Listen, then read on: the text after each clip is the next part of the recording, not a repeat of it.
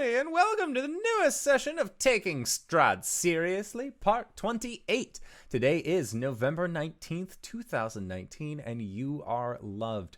And we feel like that is a very important message to tell each and every single one of you at the beginning of each and every single one of our games, which of course take place Monday, Tuesday, and Thursday at 5:30 p.m. Pacific Standard Time. If this is your first time joining us, consider checking us out on youtube.com/indooradventures or anywhere where podcasts are available. It's all under the same name. If you already support us with podcasts, Twitch, and YouTube, consider joining us at patreon.com/indooradventures, where you can gain access to an after show and our Discord. And in our after show, we will answer questions given to us during that or in that Discord. So it's a good time. It's a fun time, and it helps support the show. Today is Patreon patron support / thanks day. So thank you, patrons, a lot, because without you, we couldn't do things like get updated lighting, get better microphone. We can't update art assets. Things become easier with the help of patrons. So hey, thanks guys for joining us on this wild ride. I really appreciate it. We also have a merch store set up, so if you are interested in getting access to some wonderful Indoor Adventures merch, like posters, t-shirts, and all that kind of stuff, complain to Teespring for me, because they haven't messaged me back, and all we have up right now is some sweet Todd merch. So it's the Toddliest. Consider going to bit.ly/merchindoor to get access to that. But that is it for my spiel. So, RJ, who are you playing tonight? Hey everybody, I'm RJ, and I'm playing Sergey. Hi, I'm LBHackEmUp, and I'm playing Silme Rezga, the half-elf wizard. And I'm the Indoor Adventurer, and tonight I shall be playing Kefris Bellevue, the mongrel folk barbarian. I realized I hadn't adjusted my camera, so now is the perfect time. It's a good dramatic zoom. I liked it. And I'm Wings, also known as Danae Keener, and I am your very spooky DM for tonight. So let's get started with the recap. Last time, Bartholomew's claim to leadership of the werewolf pack was challenged by Flint. After a hard and close battle, Bartholomew conceded, and Flint was left reluctantly in charge of the pack. The abbot spoke with Kefris about the Tome of Strahd and how he planned to save Barovia by reuniting Tatiana's spirit with Strahd. Meanwhile, Silme finished reading the tome and learned about the Amber Temple, an ancient place said to hold knowledge that would be useful in defeating Strahd. So together with Speedy, Kefris, Irina, and Ismark, she set out to brave the temple. After an intense encounter with some Balinok mountain natives, the group entered the temple. However, as they descended the stairs into the atrium, Bartholomew succumbed to a crippling headache, just as a bolt of lightning was cast at them from the dark hood of an enormous statue.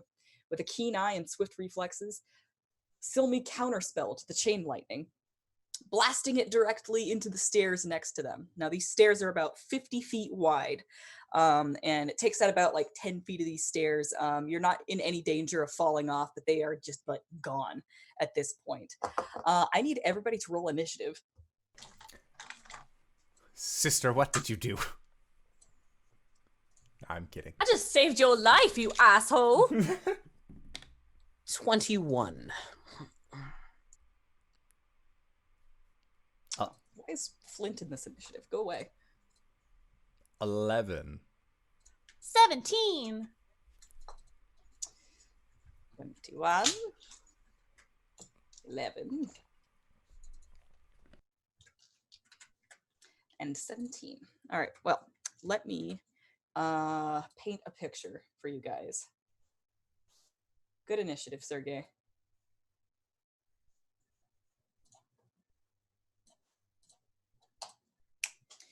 So you are currently standing about halfway down these stairs. You can see that there is another spark of magic being readied up in the hood of the statue. In front of you is a crumbled open door to the left about 60 feet away. And it is just like filled with rubble. There is a closed door to the right, 60 feet in front of you. And then there are the doors that lead out of the temple, the front doors, directly behind you, about, say, 40 feet back. And then there are 4 more doors, 2 on either side, where the balcony is, where the stairs begin. And one of those doors leads back to the Balinot camp that you guys just barely avoided a combat in. And as you are kind of getting a quick look around to see what's going on here, as a fight is clearly about to break out, you can also see that there are green flames appearing in these slats up in the walls. So, Sergey, at the top of the round. His eyes go wide. He grabs Silme by the hand, and he is going to yell for everyone, "Get back up the stairs!" And he will wait for Silme to move so he can move with her up the stairs. All right, you can move on her initiative. This is a thing that we've ruled in the past. Is there anything else that you want to do?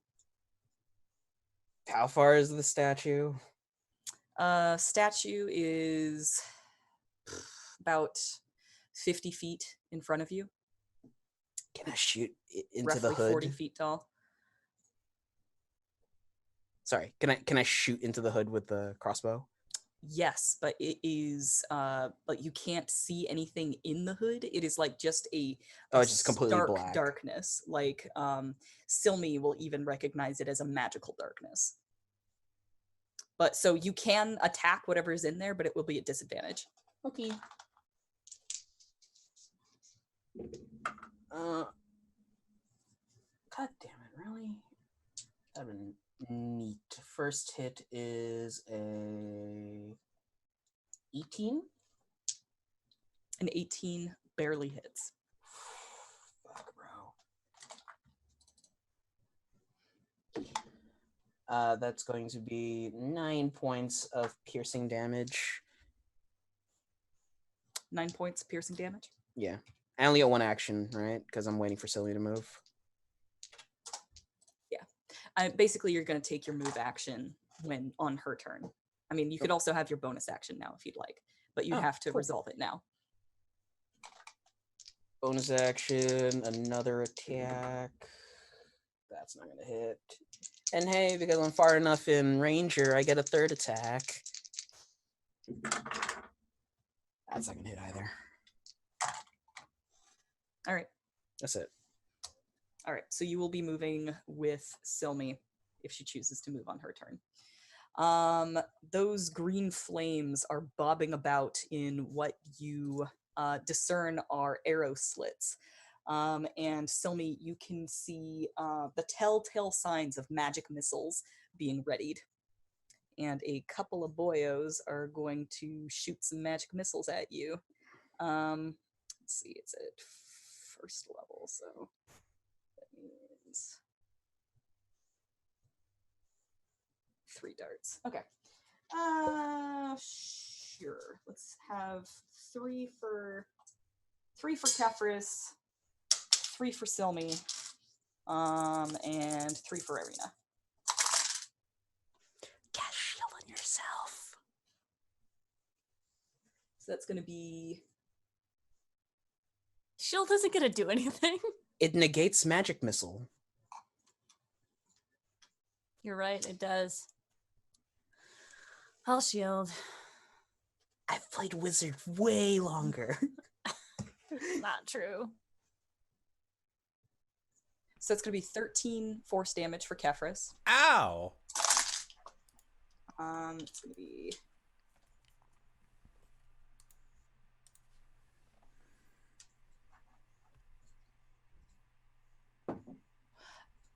12 force damage for Silme.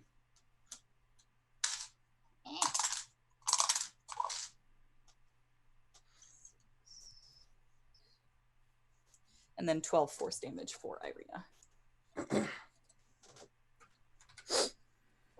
Okay. And so that is those guys. Silme, it's your turn. Cool. I'm trying to find the perfect music for this, but it's all just really spooky, not intense. So, Silme is going to move up the stairs with Speedy, and she's, what is wrong with you? What are you doing? What you're gonna want is Castlevania music. Oh, good idea. Okay. And she's gonna, how far away is this? It's about 50 feet. Okay. So Silme's going to pull a patch of sulfur from her bag, and she's going to like trace something in the air and point forward, and a little red flame shoots out of her finger, and she's going to cast fireball. So they need to make a dex save, please. All right. And you're just casting it into the hood? Yes. All right. What is the range on that? It is 20 foot. 20 foot radius, okay. I want to say. I'm not going to give you any I'm not going to give him advantage on. Oh, it's a natural one. Ballin'. Get fucked. Let me get all of my dice. Oh, then. wait, hold the phone. Oh, yeah, he has advantage on spell effects. Great. So it's a he. So what you're saying is Something or someone is in that hood. What? It could be anyone. And you said it's a dex save? Yes. How's about at 13? Does not make it. So Cool. you needed to get a 14. So that's 27 damage. 27 damage. Okay. Can I make some sort of check to see if this is actually a person, or if it's like an effect of the, like a magical thing? Certainly.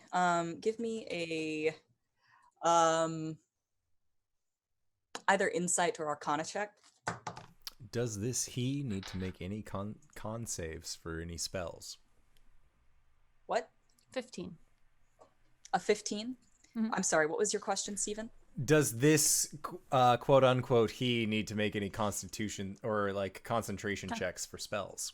Oh, it doesn't have anything ongoing. Well, I guess technically it has one thing ongoing. Is darkness a concentration spell? no. No, it is not. Okay. It does have one thing going. It does not need to. So yeah. Yeah. You rolled a 15 on Arcana. Mm-hmm. What was just cast at you? That chain lightning Mhm. definitely like had the hand movements of an accomplished mage. Okay. Chain lightning is a 6th level spell. I don't know if you have access to that yet, No. but you know that he is very advanced. Cool. Or He, she, Who am I or playing? it, whatever it is. yeah. Solmi's gonna say, "We're just here for knowledge." As she gets pulled away. And that's my turn. All right. So you and Sergey are heading up the stairs. All right. Which of you has the lesser speed? Me, probably. I have 30. 30? Okay. So you guys go scrambling up the stairs. You'll get to the top of the stairs and about halfway to whatever door Sergey is leading you towards. Which door are you leading her towards? I'm going to go not towards the Balanok camp. Okay. The opposite direction? Opposite direction, yeah. Okay. You do that. And then it is Kefris's turn. I feel bad for Irina and Ismark for having such a low initiative. So the statue is 50 feet away? Yeah, it is. Oh boy! And it's roughly like, I don't know, what would you say, Justice, like 40, 50 feet tall? Yep. I'm gonna get to the base of this here statue. All right. And then I am going to enter into a rage and take my second action to just shimmy on up directly in front of this hood. Okay. If you don't come out, I'll throw you out taking of your second here. action, you're dashing up there. Yeah. All right. So you dash up into this hood, and as soon as you enter into the darkness, it is just black. You can't see a thing. Oh, I was getting Um, like right to the edge of the darkness and was and wanted to say, if you don't come out, I'm gonna throw you out. Okay. Interesting. Interesting. I have nothing else to say to that. That's it. That Okay. me. It's scary. All right. Well, Ismark is going to see that happen, and he's basically just been kind of following Kefris around because he's like, all right, I guess this is how we fight when you can run up walls. So he's going to follow Kefris up the statue. But he does not have as high a speed as Kefris does, so he's only going to get about halfway up. If he double moves, he can probably get to about where Kefris is. Okay, so Ismark gets to the statue's base. And Kefris, you're clinging to like the hood of the statue, peering into this darkness. And you have just threatened whatever is in there, correct? Oh, yes. Well, whatever is in there. You can hear it curse under its breath. And say, "You will find nothing but death here." And he is going to cast a spell on you. Are they within 5 feet? Let's say yes. Mage Slayer. Go for it. Mage Slayer. At disadvantage because he's in the dark. Okay. That is a 13. 13's not going to hit. Okay. I'm stabbing into the darkness, but I tried my best.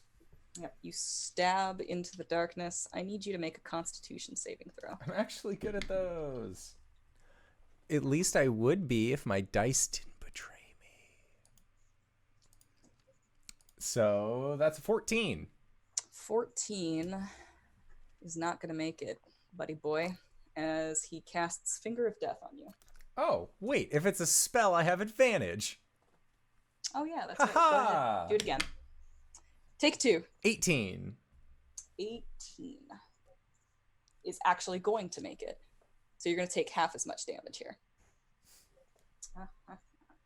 Where are all my d8s?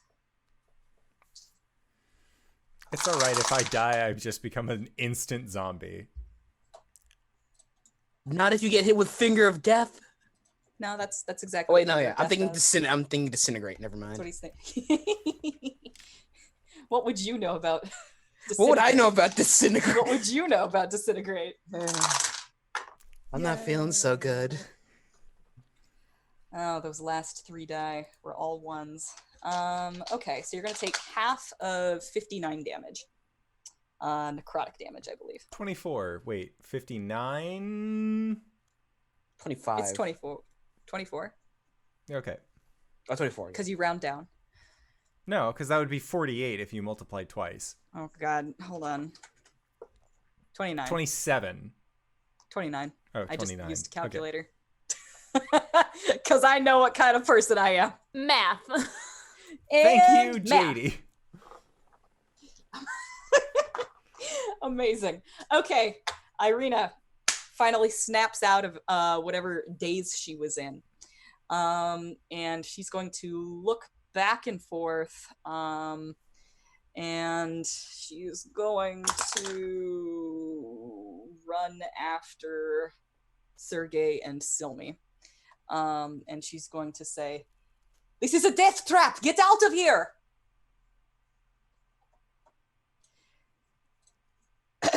And it is Sergei at the top of the round. He turns to Silme. "Your brother is an idiot."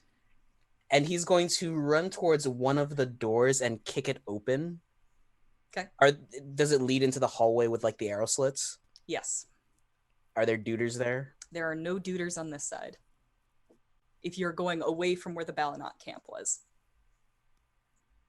Ah, I was hoping to get into a hallway with duders in them. Okay, you can go into the duder hallway if you want. Cool. You bust it open, and you see three dudes turn around. They're wearing robes, but their faces are in flames, green flames, and like they all have these like skulls that are all just kind of chattering, just like.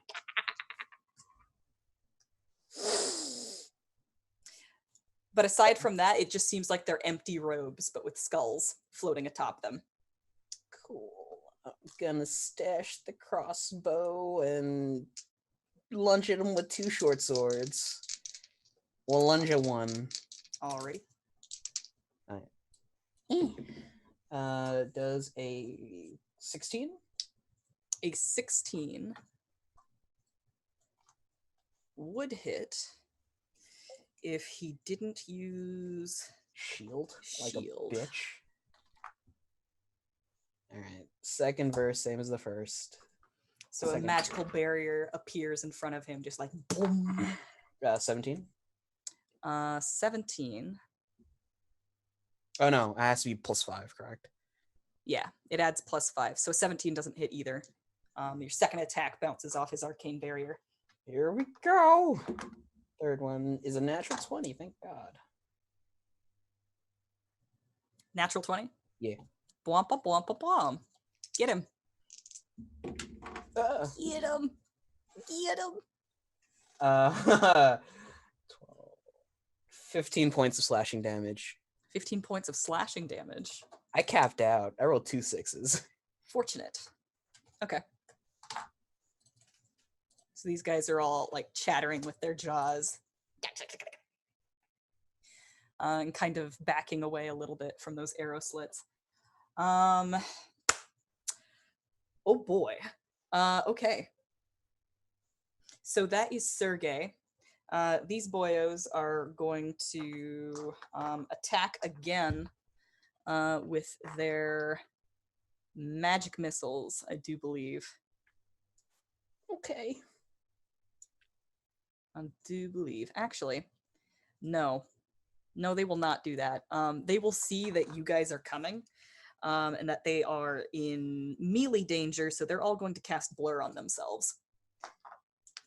So they start getting this weird like heat shimmer over their bodies, and they are kind of like vibrating in the air, and it's harder to hit them.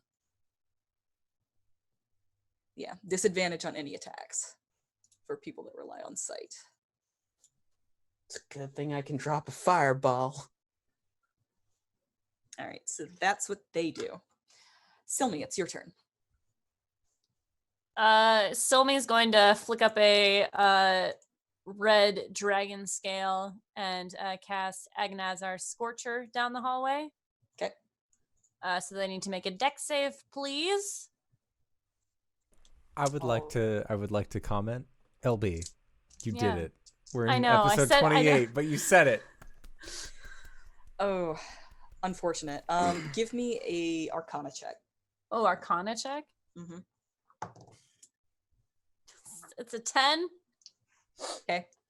As this fire washes over their bodies, it seems that this has literally no effect on them. Silme's like, and then she's gonna turn to Speedy and just say, "Who are you? Where is Speedy? You know, this is really not the right time to be doing this. You Get know I your could cast brothers- this fire on you as well. Yes, and you'd kill Speedy. Tell me who you are. Get your brother's ass up here. You know I Kefris, can't it's your control turn. him." This form is inside of a hood of a statue. Yes. I have 50 feet of movement. Yes. If I just get the zoomies like a cat would and just fucking like race around inside of this hood, can I find this individual? I mean, I imagine you bump into him several times. I want to grab them and push them, like basically hold onto them and jump out the front side of the hood and just ride them all the way down to the floor. All right. It is still going to be at disadvantage to grab them because they like being attacked isn't always just like relying on your armor to protect you. It's also like ducking and diving, which he's going to have like an advantage in doing in the darkness. I'm doing it recklessly, and I also have advantage on strength checks. So do I only need to roll 1 die? So yeah, go ahead and roll 1 die. Yay. He's going to oppose your grapple.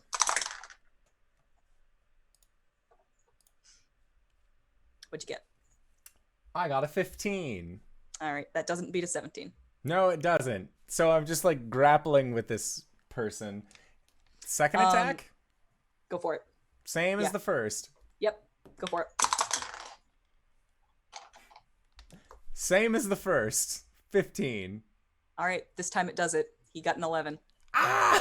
So you are running around just like trying to grip him with your clawed hands, and you grab onto something long and furry. Yuck. And you hear a, "How dare you!" And then you yank him out of the building. The statue, and the two of you go plummeting.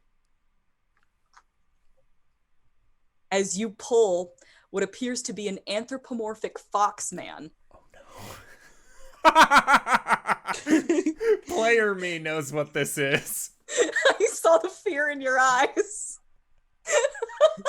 An anthropomorphic fox man by his tail out of his lair to the ground. And you're basically just gonna ride on top of him until just you hit the slam him down onto the ground. No, I don't like anthropomorphic foxmen, and you're gonna ride him to the ground. I'm gonna leave him Listen, dead with how last hard week I was the wrote horny him. episode. You're supposed to get it out back then. It's caverns. No, He's made of horns. All right. So what I'm gonna do is I'm gonna roll some falling damage, and you're gonna take half for being on top. And then do I take an additional half for raging? Yeah, because raging. Yeah, that's fine. So he's going to take a number, and you will also take a number. And I'm going to kick myself for expecting you to run from a fight with a mage. As a fellow mage slayer, this is the one thing I'm good at. And Ismark is just kind of like clutched to the side of the statue, just staring down at you with the widest eyes. And he's just gonna kind of shrug and then jump down and attempt to attack this guy. Wait, so Did you what was say the how much number? damage? Yeah. Oh, I'm sorry. I just put it in and let my sheet do all the math for me. It is 12 bludgeoning damage. So I take 3. Yeah, good for you. Nice. The quickest. Wonderful. So he comes down, and he has, as in midair, he's going to pull out his long swords and dagger, and he's going to take some bludgeoning damage for jumping down like a dum-dum.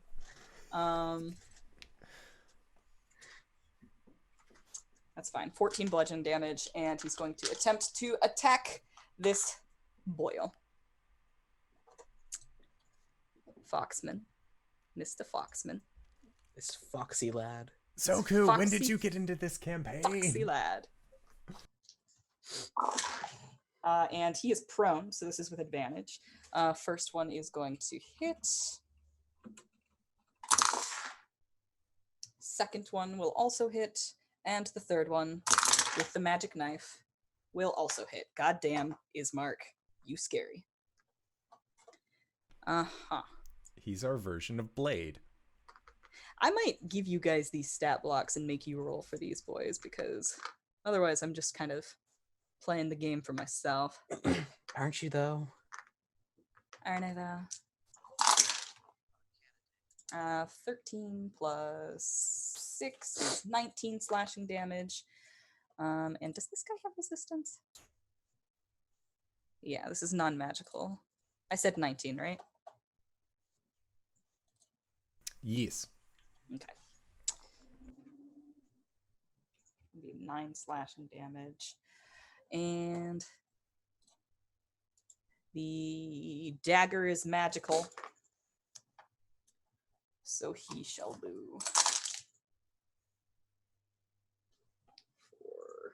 4. Max damage. Scary, scary boy. 11 slashing damage. Okay. Damn.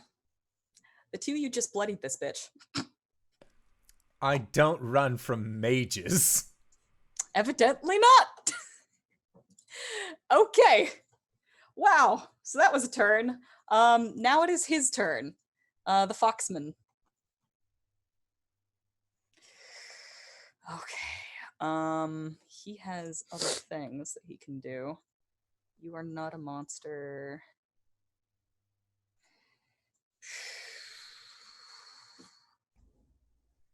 Monsters are people too. not in terms of hold person, hold monster. Okay. He is not concentrating on anything right now, so this should be fine. No, hold monster should also include regular people. Yeah, because hold Choose a monster creature is that you the can see advanced within one. range. Oh, interesting. Okay, that sounds perfect. Yeah. This Alright. person is only humanoids. All right. Cool. I mean, I'm gonna stab he'll- him because he he'll- cast a spell next to me. He'll use that slot for this. That's fine. He's going to cast Hold Monster on both you and Ismark. So I need the two of you to make wisdom saves.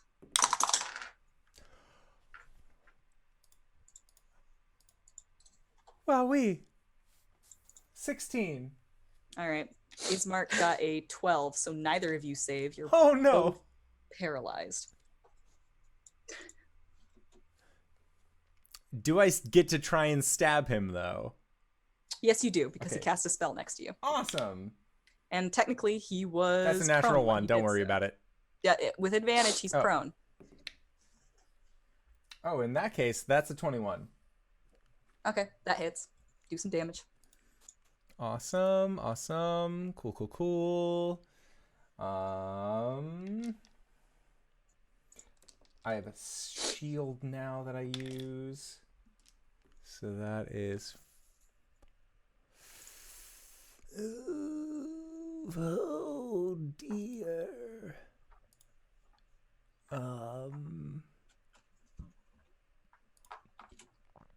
On each of my turns for that, so that's good.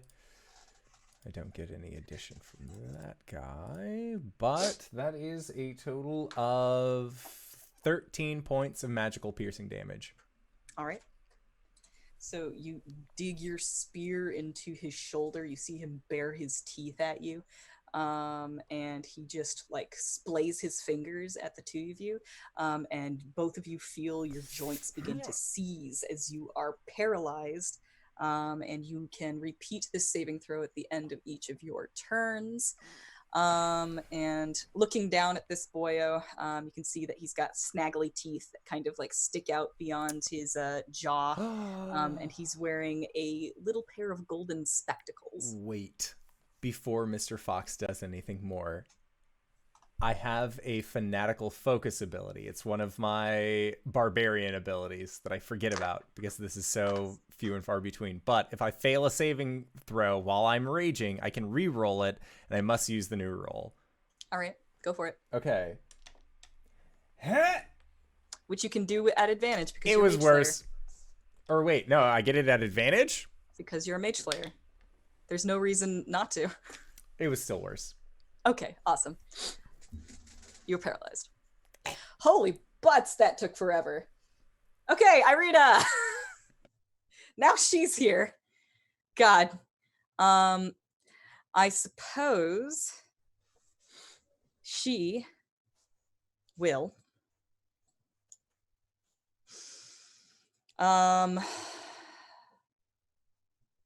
she's going to make a kind of arcane sigil. And she is going to cast Bless on herself, and her 2 buddies. Hashtag blessed. That is a concentration, isn't it? That is a con spell. Okay. So she is blessing. And I don't think she has any bonus actions. She has done that. And yeah. Cool. She set you guys up for success. Sergey, it's all you. Cool.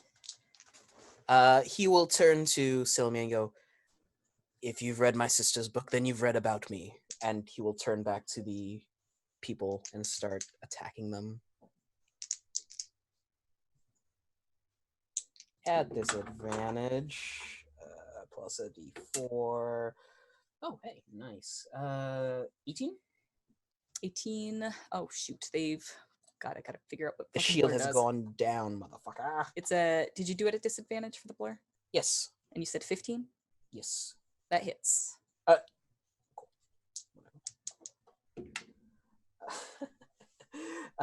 4 points of slashing damage, round 2.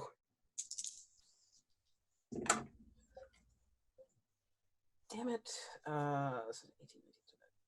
dirty 20. Okay, yes, that definitely hits. 8. 11 points of slashing damage, and the final one. 8, 9, 10, 12. A 12 will not hit. Cool. All right. So this is with a short sword, yes? Yes. Okay. So you are. What does it look like when Sergey is using Bartholomew's body to fight these guys? Normally Bartholomew is like a little lower on the posture, and his attacks are savage, but with Sergey, it's more of like an elegant like slash turn slash. He's basically dancing around them while slashing. He was royally trained. Yeah. Yep. And Silme can recognize this. So as you are slashing at what appears to be like this skull-faced wizard, you can see that its robes are kind of opening up where you are slashing at it. And like even like half of the robe will just fall down. And it becomes clear that these are just floating skulls with empty robes. And you will bring your sword down on that skull, and you can see it crack a little. All right, so these skulls are going to do an attack of some sort. They will use... Yeah, they will go ahead and do some magic missiles for each of you. Lovely. So that'll be 2, 5, 9, 12 for Sergey. 2, 5, 9, 12 for Silme. 2, 4, 6, 9 for Irina.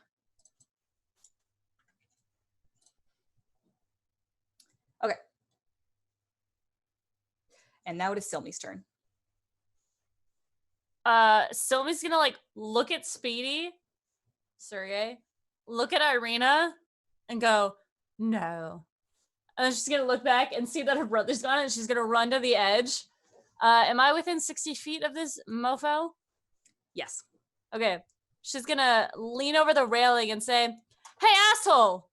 Basic spells you got there. Why don't you try something like this? And she's going to, try and do a spell attack on him. Okay.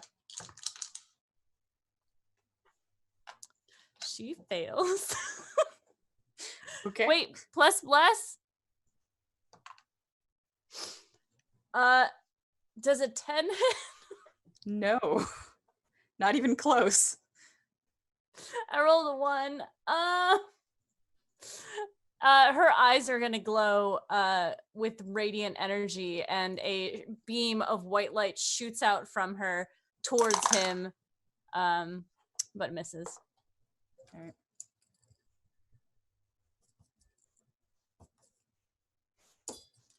Oh, so she's gonna. Oh,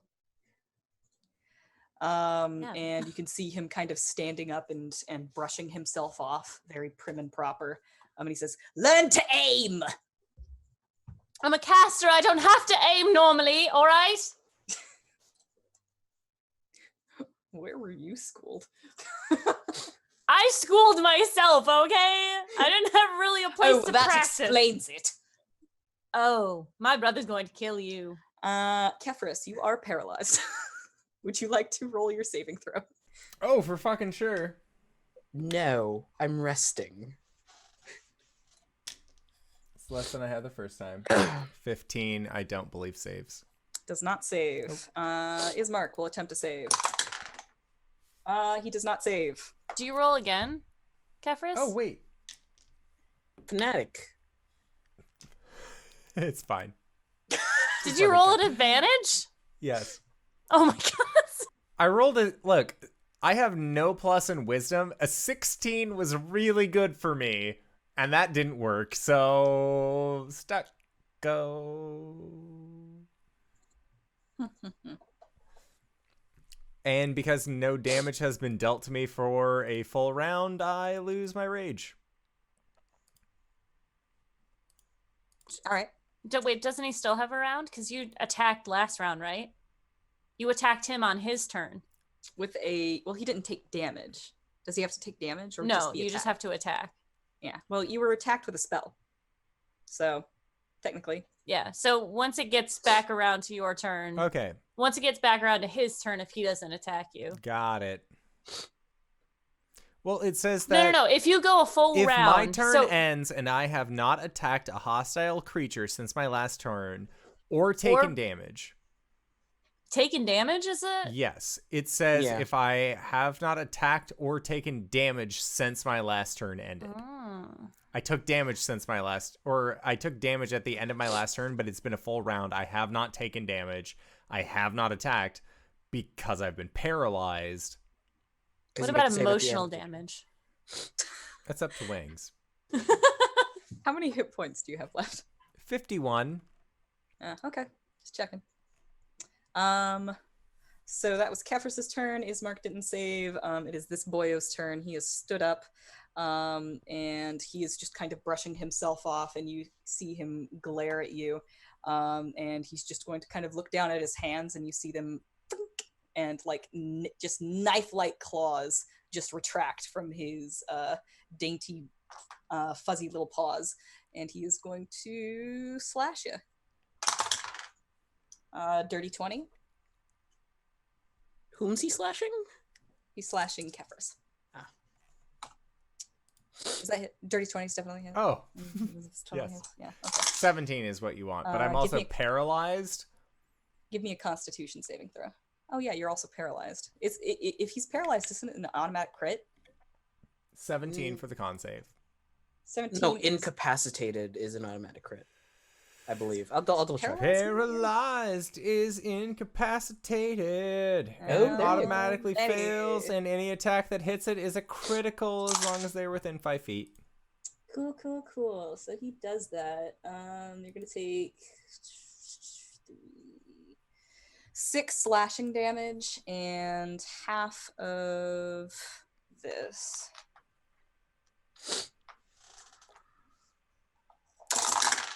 That's a lot of dice. Repeat my save. Just fish for that crit. 17.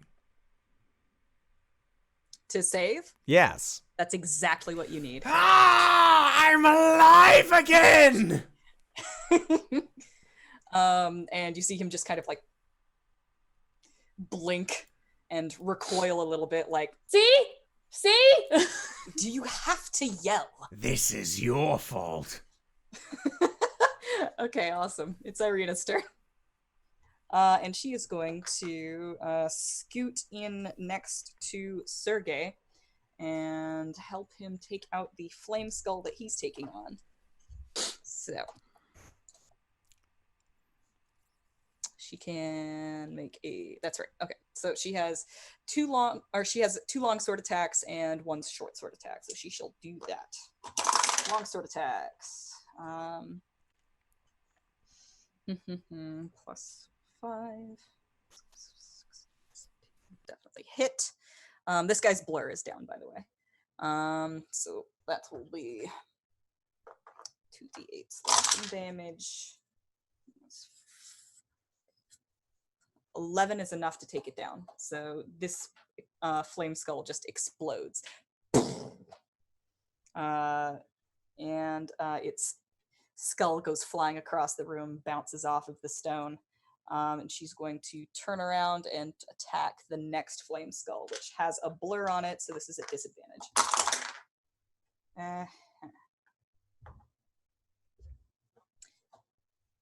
And how long does blur last? 1 minute. Okay. That's still gonna hit, so she's going to do short sword damage onto the boy. That is Ismark. Okay. What? I clicked on the wrong person. Oh. She's not attacking Ismark. All right. So that is Irina's turn. Sergey, it's all you. Okay. Did the blur go down on this one because she hit? Or Oh yeah, he hasn't done his concentration. Natural 20, he's fine. nuts.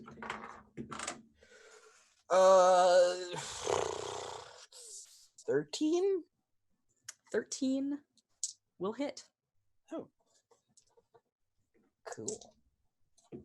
9 points of slashing damage on the first. Okay. That's a natural 1. Yeah. And that is a 16. 16 hits. 5, 6, 7, 8. 8 points of slashing damage on this one. All right. This boy is bloodied. All right. So, he needs to make another concentration save, which he succeeds. And now there are 2 flame skulls left. They're going to use their last. Well, you're right next to them, so it probably wouldn't be a good idea. They're both going to use their fire rays. One for Sergey, one for Irina, because they are the ones that are threatening him right now. Sergey, a 23 probably hits you. No. And Irina, a 16, actually barely misses her on account of her very, very good armor. I wish I had armor. Oh shoot, they used this twice. Yeah. That's gonna hit both of you. So Sergey, you're going to take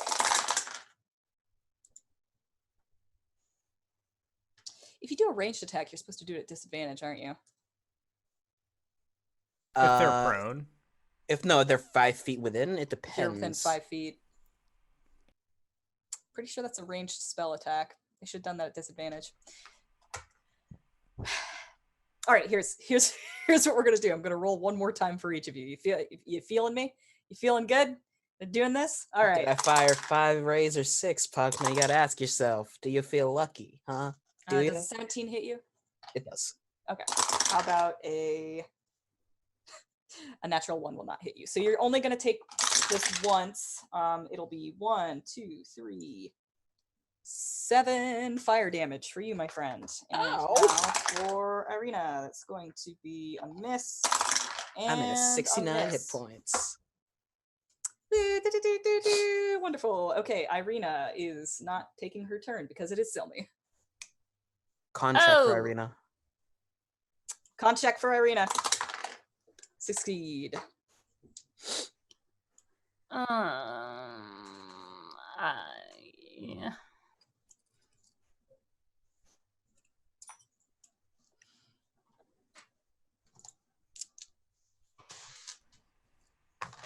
Jesus.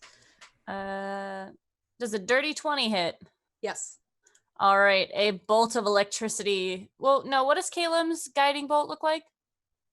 It depends. If he casts it from his shield, he like pulls back like a bow and arrow and then loosens it. And then What does the magic look like? Right now it's like a spirit owl comes out and hits the target. Well, would Silme know? Because he taught it to her. It would look like a raven for her. All right, cool. So Silme shoots her hand forward and casts guiding bolts. A light raven comes out. What level spell is this? It is a first level spell. Counterspell. Fucking stab him with Mage Slayer. You activated my Do it. trap card. Go for it. 19. 19 is gonna hit. I was just the distraction. 9 points of magical piercing damage. All right. Hey, what is the damage rule on concentration saves? How much does it increase the DC? It has to be equal to half the amount of damage taken, and if the amount of damage taken is less than 10, it defaults to 10. All right, so he succeeds his concentration save, but he looks very smug for a second as he just kind of bats that paltry level 1 spell to the side, and then that look of smugness is replaced with like a as he takes a spear to the back. Right. Anything else for you, Silme? No. Kefris, it is your turn.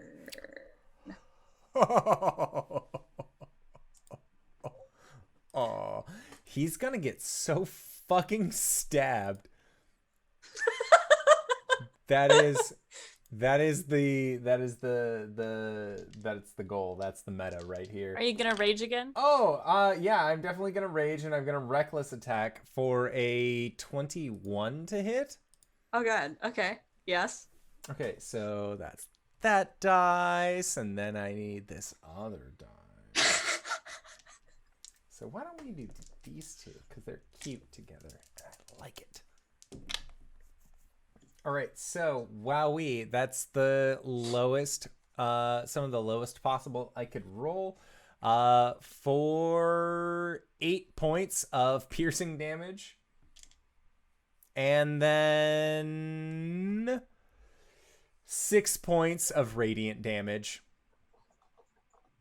You said 8 points of piercing damage and 6 points of radiant damage? I rolled a 1 and a 2 on my die.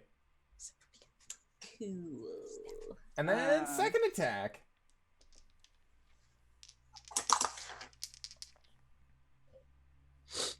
Go for it. So that is a 21 to hit again. Mm-hmm. For a total of 8 points of piercing damage. Alrighty. All right, he finally drops his concentration. And so Ismark, who has been paralyzed midair, holding his swords like in a ready, well, his sword and his dagger in a ready stance, suddenly springs to life and is also going to try and make a murder. Making of a Murderer on Netflix. Make a murderer. I have a pitch for you. He's going to miss on one attack, but he will definitely hit on the other. And so he shall do. 5 non-magical slashing damage, which is paltry.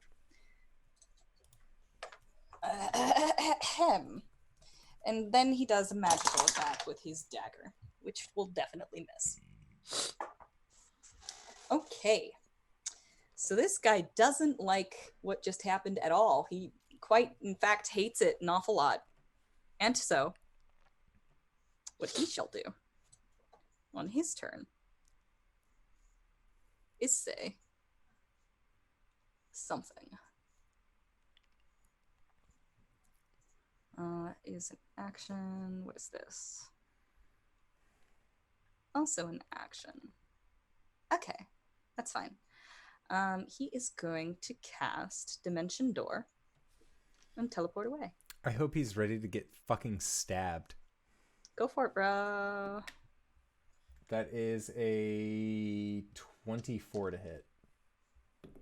That'll definitely hit. For 10 points of piercing damage. Only 10 points. Yep. I rolled a you 3 on the die. You can see him bleeding profusely and kind of panting. And he gives you the most universal arcane sigil known to man. Fuck you. And he disappears. Counterspell. Can you Oh, damn. Yeah, you can. do that? All right. Kefris just pauses, looking at this figure, and the slowest creeping smile appears on his face as his head tilts down, and there is enough shadow to only show the predatory light of irises staring back at this figure. You counterspelled at 4th level? Mm-hmm. Okay.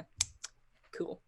So he's giving Kefris the old finger with his clawed hands, and his magical dimension door swirls suddenly stop, and he just kind of looks around, and he goes, "Oh, doodles." And I don't want That him to is- die now. He's cute. and now it is Irina. So she shall attack one of these here flame skulls. See, that still has the blur up. I think she still hits though. Yeah. So, yeah. Oh, nice. That's going to be 10 slashing damage. This boyo needs to make a con save, which he does. She shall attack him again.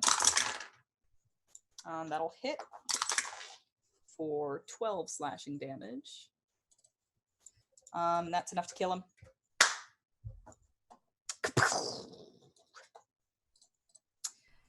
Kaplow. You know what? She hasn't even been using her blast die either. Dang, girl. She's going to turn around and use her short sword on the last guy, who is also blurred.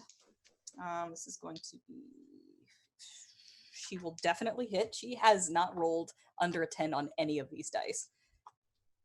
Holy fuck, Irina. And she will do... Ah! Okay, I guess you just wanted to be back in the bag then. Bounce directly out of the tower and back into the bag. Will be a good old 8 piercing damage on this guy. And a con save for him. What is your con, Mr. Flameskull? Mr. Flameskull, yes. Bring me a dream. Boom, boom, boom, boom. Barely makes it. Oh. Like literally 10 he made. So good for him. Sergey! Here we go. 16? 16 will hit the Flameskull. 9 points of slashing damage on the first strike. Okay. Oh, shit, dude. What the fuck? 18 will hit. 5, 6, 7, 8 points of slashing damage. And... Sorry, I'm trying to see if that's a 9 or a 6. Pip, where are you? 6, 9... 14? A 14 will hit. Okay. 5 points of slashing damage as he goes crazy. All right. So this thing is clearly panicking. You can see its jaw just chattering, and it starts to gyrate and kind of move back and forth, and it's just like, and the flames around it grow brighter and brighter, and it is going to cast a fireball centered on itself. I need all three of you to make dex checks. How far is Silme from me? I'm by the railing. I 'Cause mean, I'm I Okay. reckoned you were pretty close. Okay. Cool. Dex saves for everybody. So add a +3 to that. Oh yeah, because y'all are blessed. No, also I get to use my blood hunter thing. Do saves work on bless? Or God, does Yes. bless work on saves? Okay, It does. You said Dex? dex save, please. 16. 18. Add +3 to it. 19. 21. Y'all were going for a DC of 13, so you're good. You're gonna take half of Cool. this. You see Sergey stomp his foot and he roars out as I use some blood hunter bullshit. All right, 4, Yeah, 10, boy. 13, 17, 19, 21, 22. So y'all are gonna take 11 fire damage. And the flame skull will take none, as it is immune to fire. Hey, man. Stop. And Irina will make a con save. She's good. You guys are still blessed. All right. Wow. This has been a pretty dense combat so far. Holy moly. All right, Silme, it's all you. Silme's gonna get her back licked with flames. Ow! And then she's gonna point down at the gentleman, the fox dude. She's gonna say, "Surrender now, and we will not kill you." All right. Should I make a diplomacy check? Sure. Intimidation. The Diplomacy. fuck is intimidate- diplomacy? Sorry. I can see this being a diplomatic thing. He seems There to be is a no pretty reasonable diplomacy. guy. This, yeah. Persuasion. Persuasion. Persuasion. God, get those 4th edition terms out of here. Sorry. Get that 3.5 for Pathfinder me. terminology out of that. What the fuck is streetwise? Oh shit. It's not great. That's an 8 An 8. Wow. with the bless. Bless doesn't work on. That's a 6. Well, Should I roll at advantage because we will kill him? Winks cackled at me. if you choose to make this an intimidation instead. Okay. 15. All right. 15's pretty good. Thanks. So he's still got his favorite finger still raised to Kefris, and he's just gonna kind of turn and look at you, and he will take off his glasses, sort of clean them off, put them back on, and then just raise his hands in surrender. Kefris, He's gonna flick down. an eyebrow at Kefris. Kefris looks at Silme when she says Kefris down, I mean, stand down. and he gives her the most incredulous look.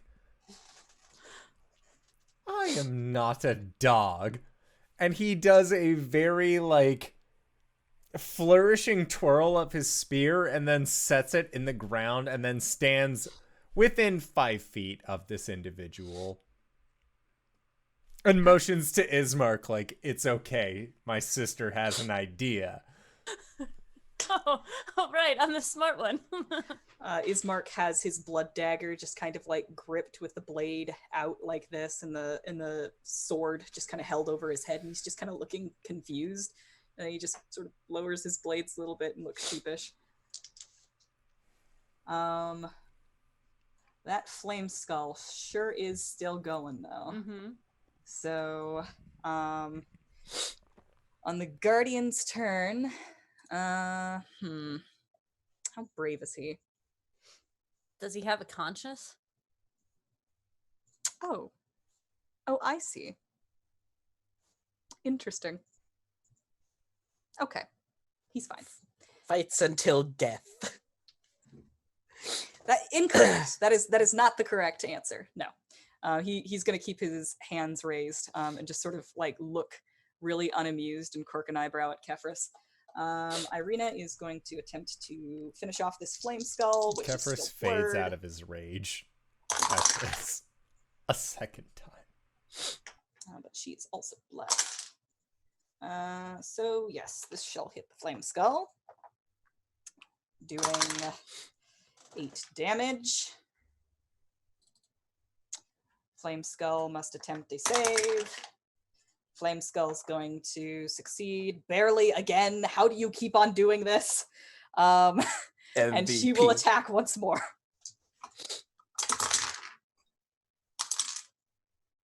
She's gonna miss this time, and she's going to attack a 3rd time with her short sword, and also miss.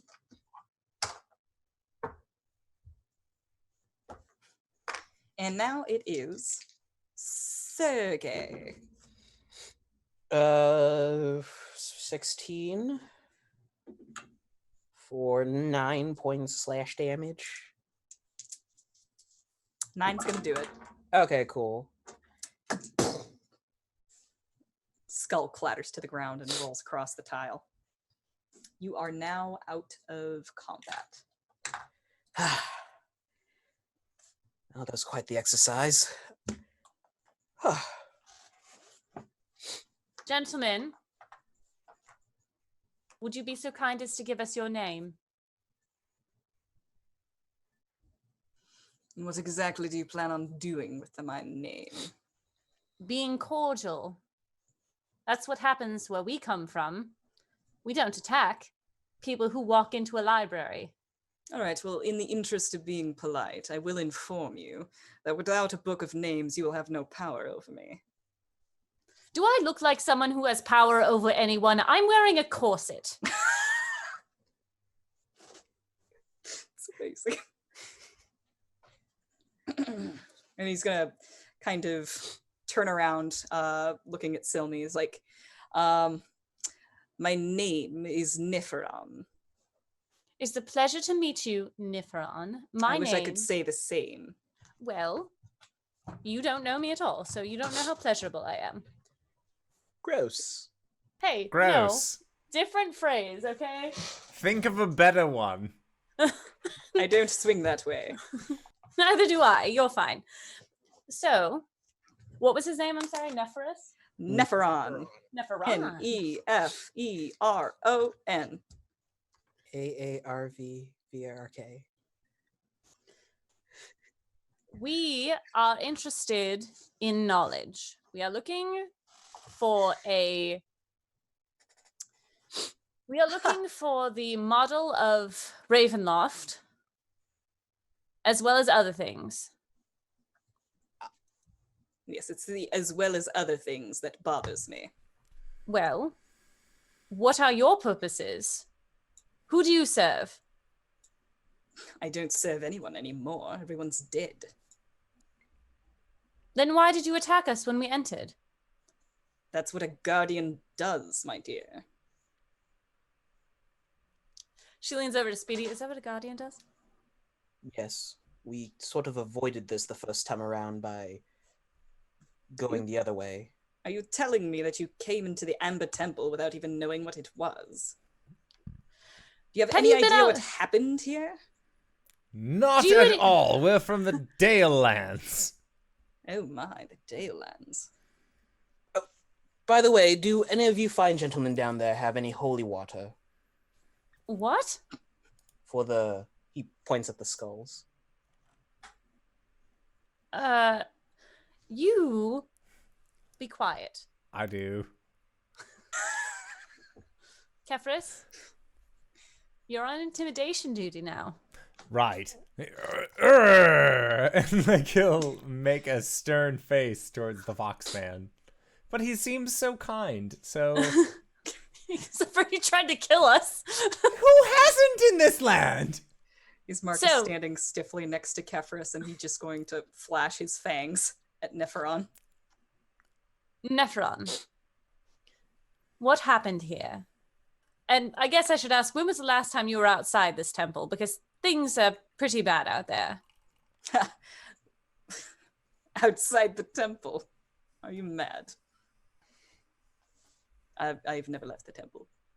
That's probably for the best. This is where I was summoned, and Who it has summoned been you? my duty to protect the temple.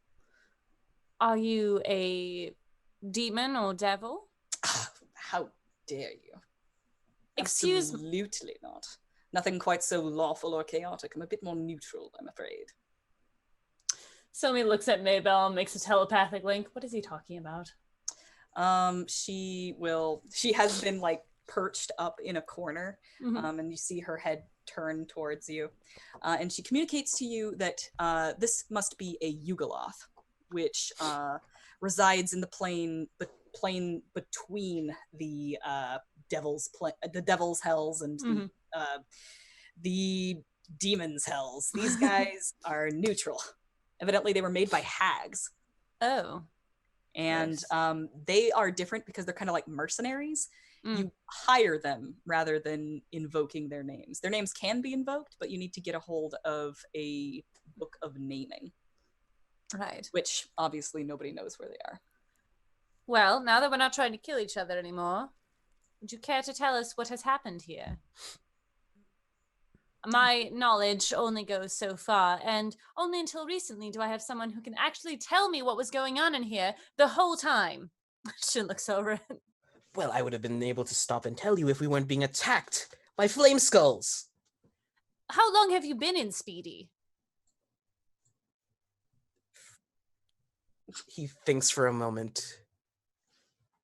You remember that house that you went into when you first entered Barovia?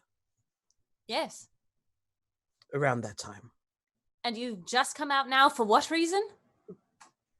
You've made it to the Amber Temple.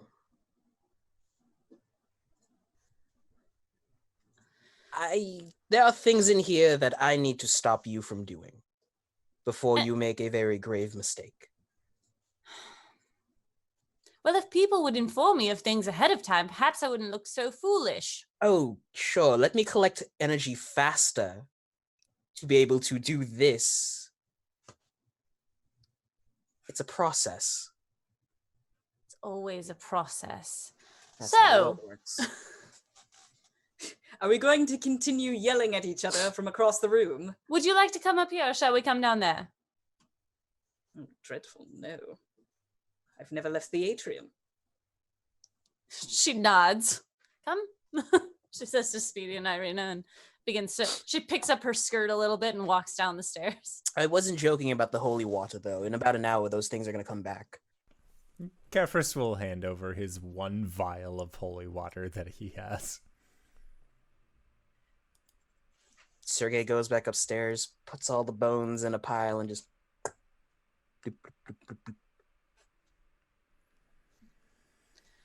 So, Irina helps. Please, inform me as to why you were hired, and by whom. Well, I was hired by the wizards of this temple. The ones who no longer are around, or are there wizards about? There are wizards about always. Wizards like yourself always trying to come in here and steal the knowledge of the temple. Right. Well, first of all, how about you tell me what you know? You, of course, did your research first. As much as was available, which was hardly anything, just that there was an Amber Temple, and that there were 3 individuals that came here about, 50 years ago? Nope. 300. Several hundred. About 3 centuries ago. And we wish to learn what they learned, because one of them is now the sole deity over these lands. He just kind of like taps his chin and like rolls his eyes as though he's trying to remember. It's like, and you say that she found whatever she was looking for in this temple. I can only assume, but someone could tell me if they choose. Frankie? There are So- very few people who have actually made it past the dangers of the Ember Temple. And I remember those that have quite well. A woman named Strahd. Literally, he literally recoils and seems to like hack up a hairball at the sound of that. Indeed. So, we are trying to undo what she has done and perhaps gather information about her. Very well. I do believe that she left that dreaded or dreadful model of Castle Ravenloft in here. And he like kind of squints at Speedy and says, "You aren't that little skinny boy that was scurrying around when she was here as well. Oh, I wasn't that scrawny. I had a bit of muscle on me. I mean, you have more muscle on you now. You remember where she left it? Of course. Upstairs, somewhere. Very well. I say you can go there. As long as we never intrude on the atrium, you're not going to... us again, huh? I'll think about it. Is there anyone else we need to go, Sergey? We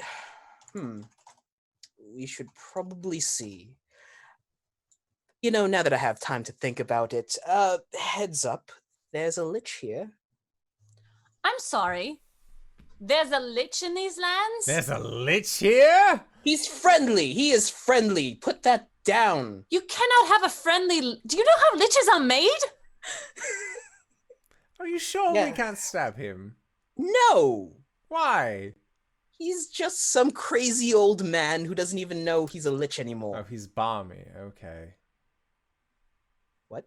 He's balmy. It's not all right. Oh. You're He- slaying. Where else did you go while you were here last? And are you harming Speedy by doing this? This Is is my this- first time around doing this, so I wouldn't know. Is this Can you magic? hear him? I believe it's a spirit thing. No. Well, all right.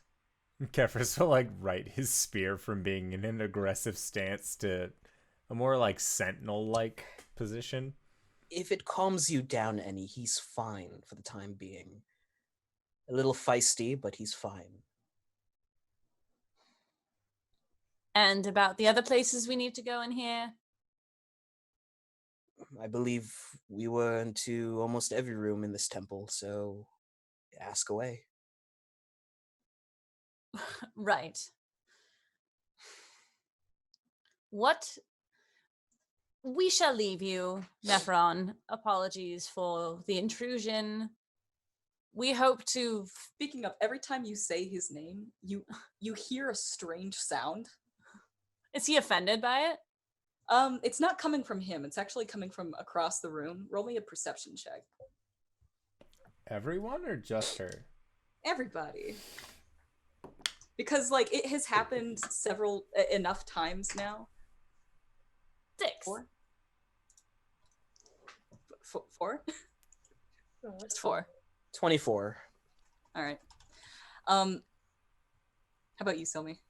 6. 6. All right. Every time Nepheron has been said, there has actually been a definite sound of like stone against stone, just going like.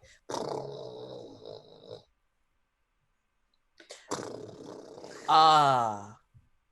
Really? He turns to Nephron. They used your name. He just kind of looks wide-eyed. He's, I have no idea what you're talking about. So, certain passageways, certain doors require passwords in this temple. Nepheron is one of them. Ridiculous. We all like peek along the sides of him. Really? Nepheron?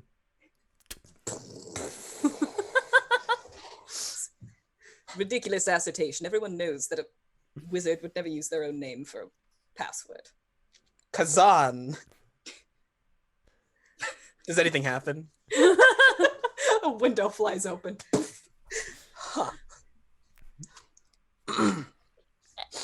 Sir, we will take our leave from you. Hopefully you can heal yourself up, and when we return, you will not attack us again. I'll think about it. Right. Kefrix will kick the side of the spear and have it flip in his hand and have the spear end point towards Nephiron's neck as he says, I'll think about it, and he just holds it there. Kind of looks down, like he moves his head back so that his nose is just kind of like level with the point of the spear.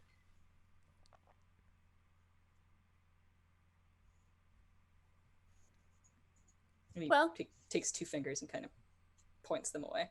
What were you pointing that? Shall we?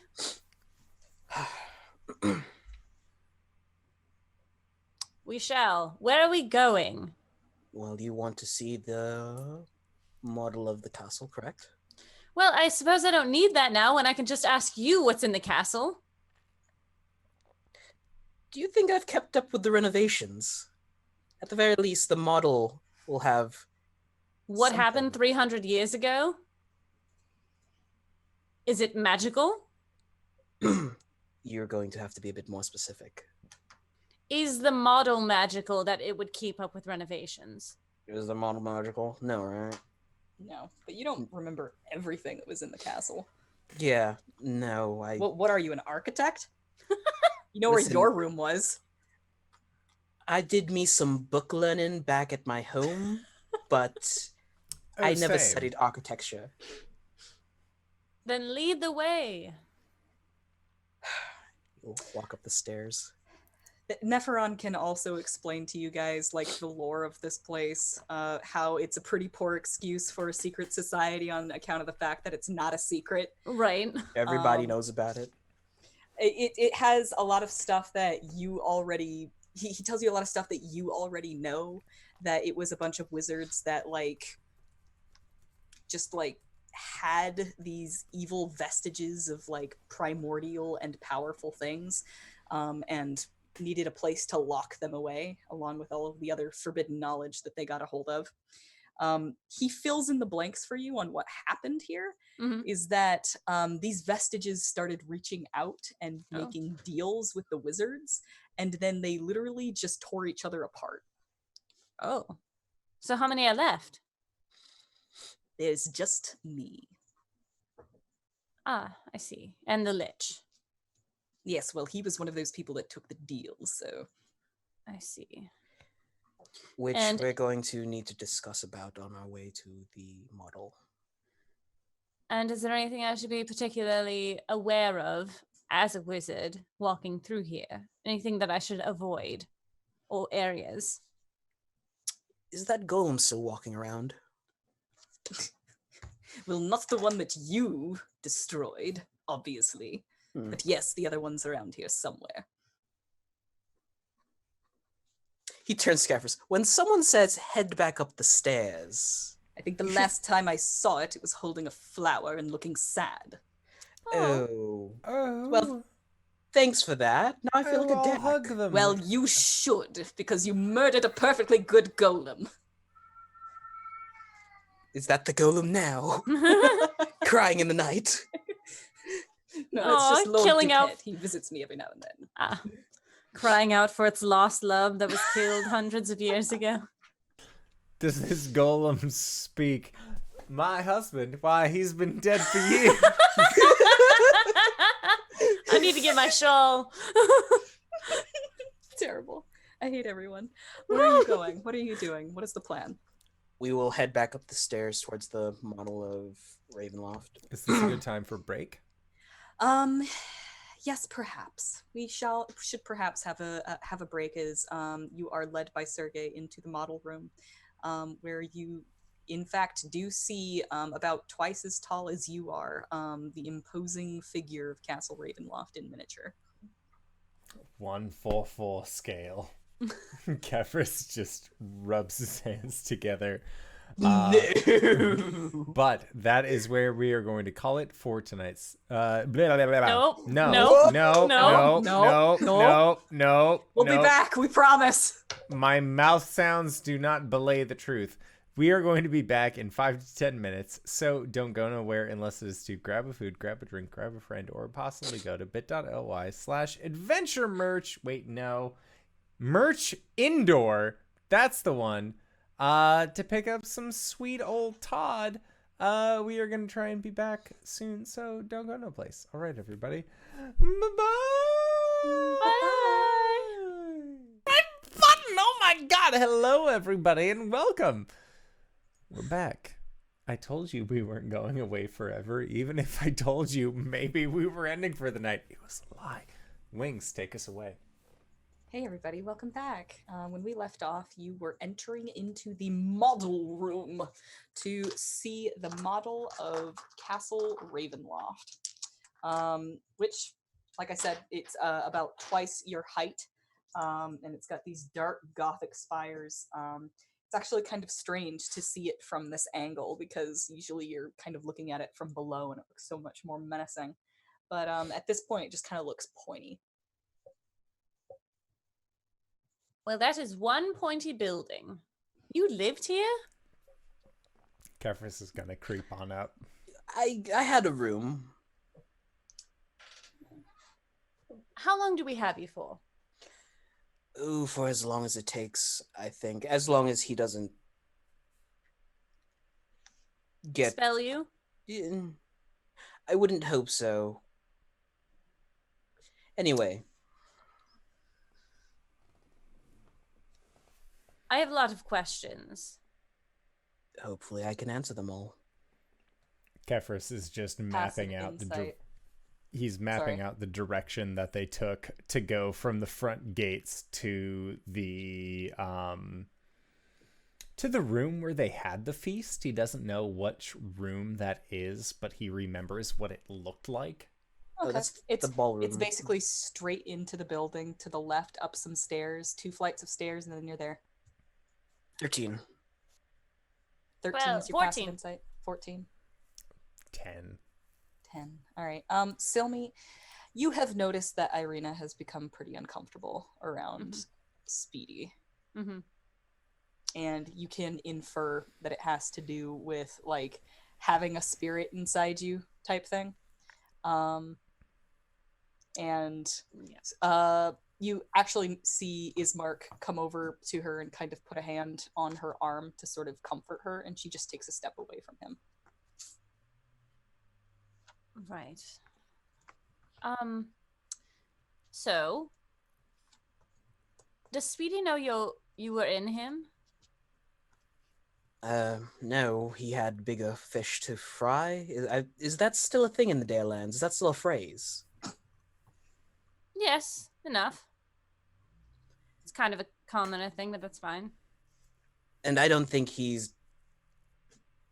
was aware. Now, what are your feelings about your sister and the things that she has done to these lands? It's atrocious. It goes against everything Tatiana stood for. That is a... Don't, kitten, don't. It's a dirty 20 on the insight check. Oh, he's telling the truth. Yeah. He's 100% telling the truth. Right. So, when was the last time that you saw your sister? Like, in your body?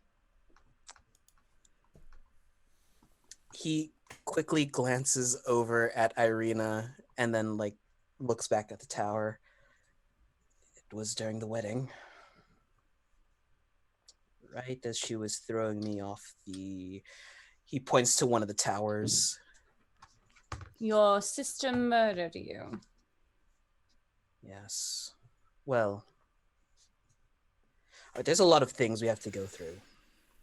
I believe you've read the diary. Yes. Tatiana and I were to be married Right. for the sake of the people.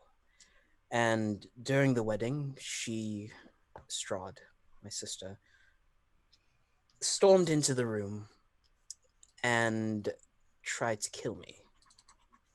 And in a fit of self-defense, I tried to stab out at her and I killed Tatiana.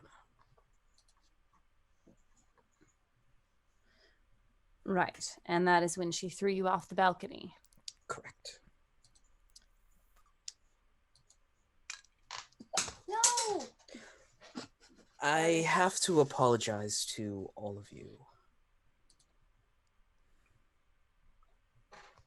All of this might have been my fault. Why? Deep in the Amber Temple, when we were last here, we found a sarcophagus, and it proposed a deal. It tried to grant us our deepest desires, and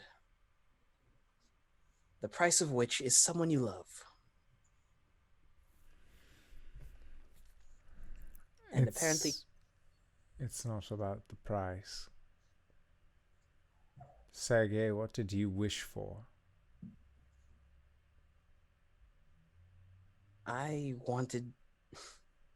wished never to be born.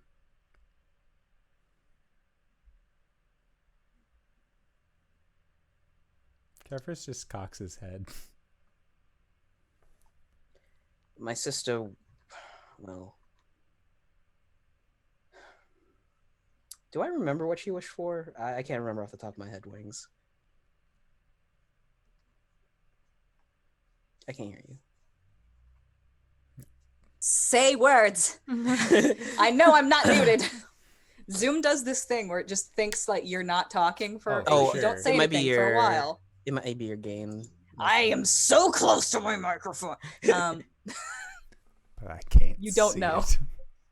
I don't know what she wished for, but partway through,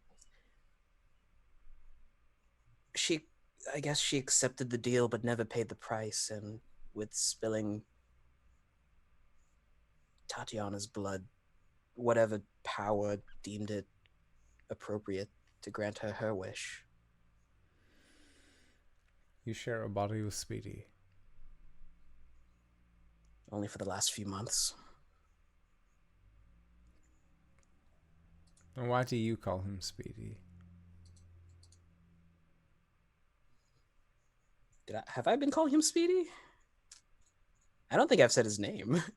You've never said his name since we've met you. So why do I call him Speedy? Why do you call him Speedy? Well, Bartholomew Speedy. It's what he prefers. He prefers Speedy. Oh. When you get a nickname from your friends, wouldn't you be preferred to be called that? My first nickname was terrible. Don't. I was going to say same. Terrible is a terrible thing to call someone. No. Oh no. Like using Not password that, for a Bismarck, password. not Or your own name. Right. This is So, have you been reincarnated before? This is my first time. I'm going to have to be honest with you. He wasn't my first pick. Well, who did you wish? He was my first choice in the matter. He was the first person to come along. The Death House is the closest thing you'll get to whatever plane the souls get trapped into. Wait, no, hold on. There were only 2 survivors that were similar to you coming. Were you going to pick me? Well, me. No, it had Or to be a. It had to be a soulless. Is he really soulless? You can't have two souls in a body. Huh. So you and Irina's just kind of like poking at something on the model and it snaps off at that moment. I just was kinda going to drops it. say earlier, like when Silme and Sergey were having their aside, Kevris would have gone over and just like he would have been at least within 5 feet of Irina during this time. Mm-hmm. That's it.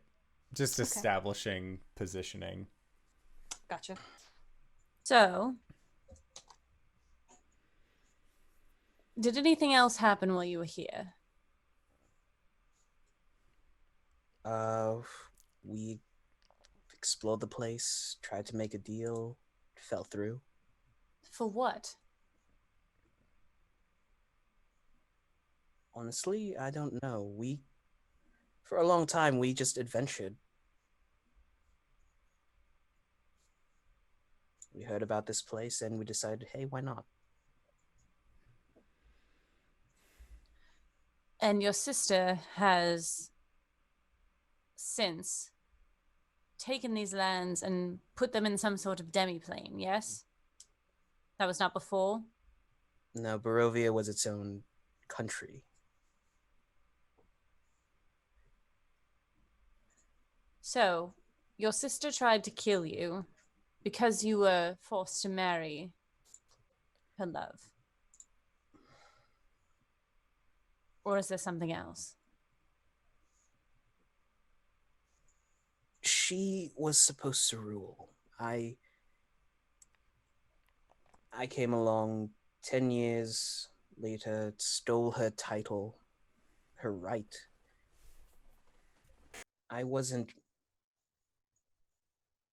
He kind of rubs his brow. Ever since I was little, all I ever heard were stories of Strahd. All I ever heard was how great she was. And I had to emulate her. Even when I failed, it was, why couldn't you be like your sister? And so when I met her a few decades later, when we adventured for a while, it felt freeing to be my own person. If your father revered your sister so much, why did he give you the rule? Because our parents sucked. And he passed away before you took the throne, yes? Yes, the marriage was also supposed to be my coronation. So why did you not renounce yourself and let your sister take over? My mother, she would not have any of it.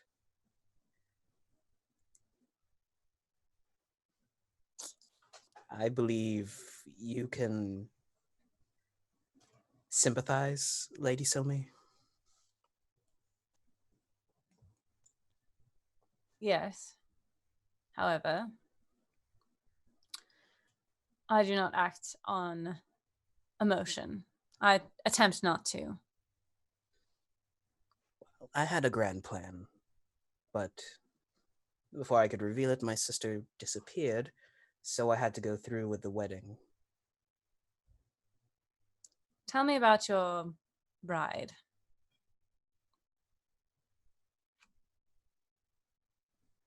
To be. She was Barovia's people's champion. She was also the lieutenant of my sister. They were in love. She was also like a sister to me, honestly. She stopped us from bickering a lot.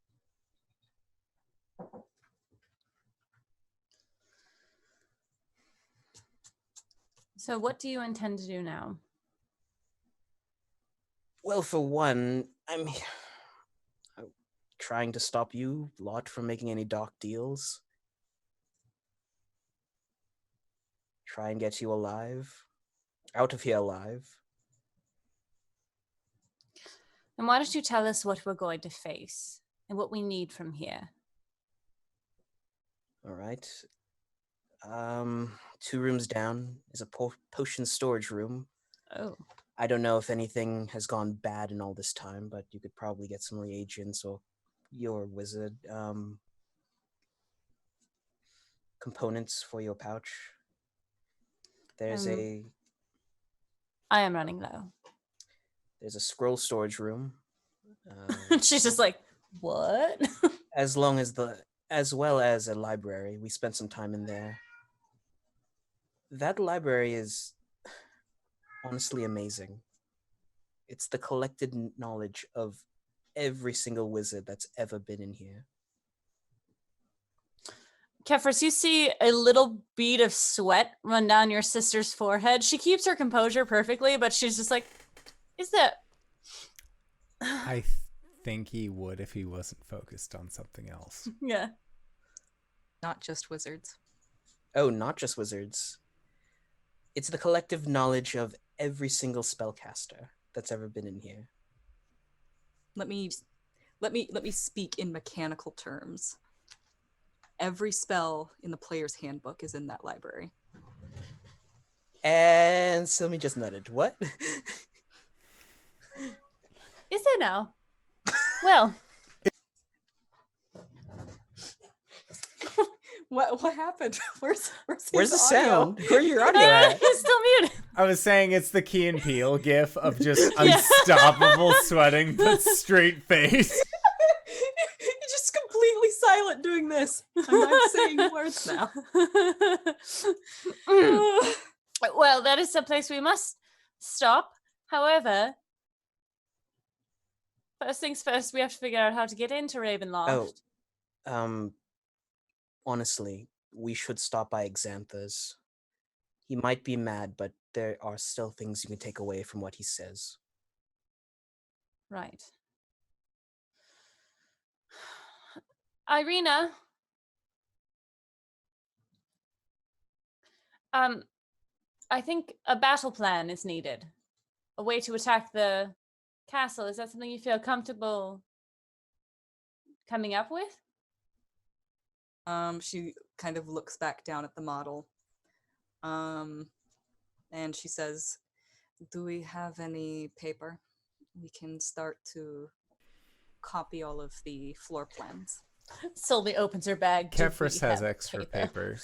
He doesn't want his sister to use her paper because she uses that for extra spells. That's why he has his own. She has her own. Yeah. She takes Kefris's paper, just kind of gives him a appreciative nod. And she sets to work. She's quick and efficient. Sweet. Step one.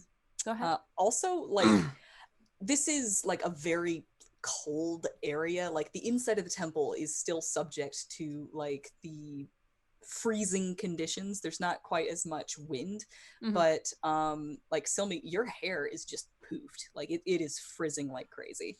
In the cold? Oh yeah. It's like dry and yes. It's a dry cold. Is Maybelle there just like picking pieces and trying to put them back with her beak? Yes. It's adorable.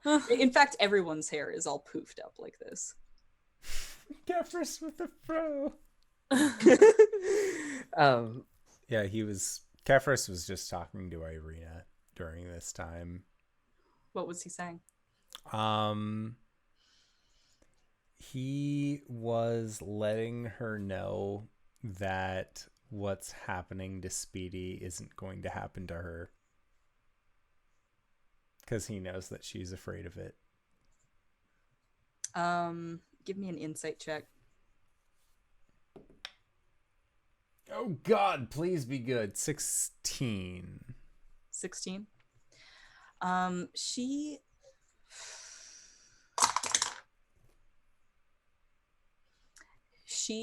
seems to be putting a brave face on. Whatever emotions she's feeling right now, she's not showing. But it is very clear that she is hiding. those emotions. Kefris is going to wait for Silme and Sergei to be in the heat of their conversation, and he is going to try and look at her as best he can in her eyes and just, hey. No. I got in trouble. No keeping secrets. Same goes for you. Super trouble, like 10 times regular trouble for you if you're keeping secrets. She just kind of quirks an eyebrow at you. What are you talking about? You are perhaps one of the most quick-tongued individuals that I have met since arriving to this place, and there is an individual who is outlined in a book whose name we shall not talk about, whose subject matter makes you uncomfortable, who is speaking to my sister right now, and you are saying nothing. And that's not you, but at the same time it is, and I know that it only is when you don't feel comfortable talking to anyone, so I wanted to approach you and let you know. Yes, it's very strange. And I miss my friend. Not just you, but... And he looks over towards Speedy.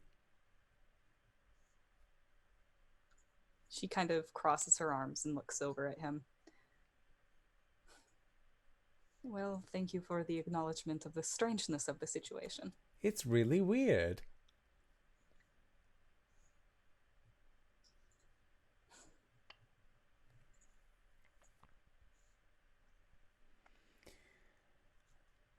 Irina,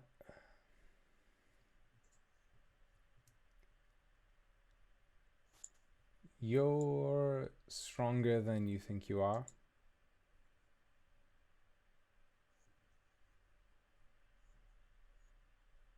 And I want you to know that regardless of what happens, I'm here for you.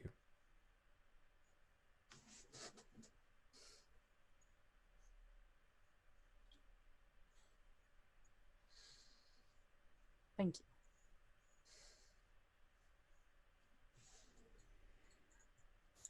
Do you think we might find something in here to help with all of the strangeness?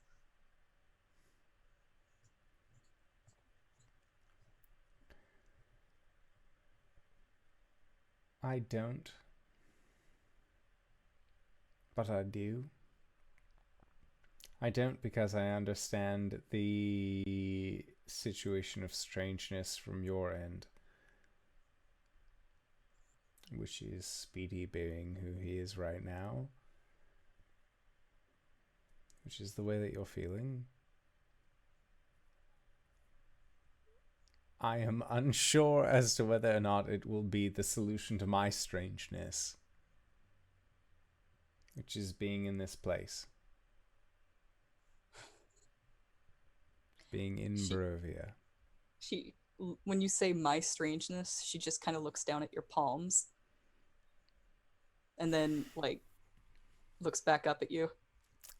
He will jazz hands her and just show Gecko paws in the most show boatsman way possible.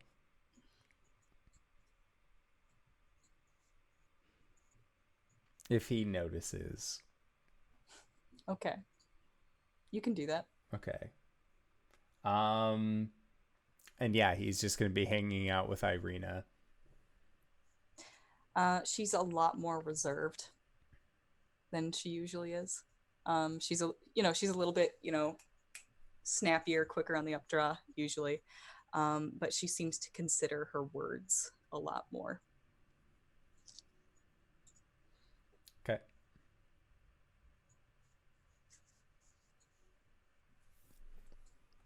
And the two of you can work together and get a copy made of the floor plans of Castle Ravenloft. Okay. Now, it's been some time since I've been here, so I don't know what else has moved in. Here or the castle? Yes. Right. Have you been able to observe your sister's abilities? Pardon? She was an accomplished spellcaster, but now she is a vampire. And a good one at that. There was a field report sent in where she flew above the battlefield, smote 1/3 of a platoon with a fireball, and the other 2/3 died in negative energy. So, Do you think that we could beat her? The 3 of us? The 5 of us? not without the Sun Sword. And not permanently. Lady Silme, I'm going to be honest with you. You are not the first adventuring party to attempt to kill Strahd. So we've heard. And hopefully you will be successful like the others. I'm sorry? She's been defeated before. She has been killed before, and it did not break the spell in this land? She is the land. So yes, she comes back after a time. When the land has forgotten about her, she brings back a new reign of terror. Did they destroy her casket? Destroy the ground that she was living upon? DM? There is a number of things that must be accomplished. And people have accomplished all of those things, but not all at the same time. Those things being, and Sergei can tell you as much, she must be slain. She must be once again slain in her casket, because she will return to the casket in order to reconstitute. Yeah. She will rise again from the sarcophagus.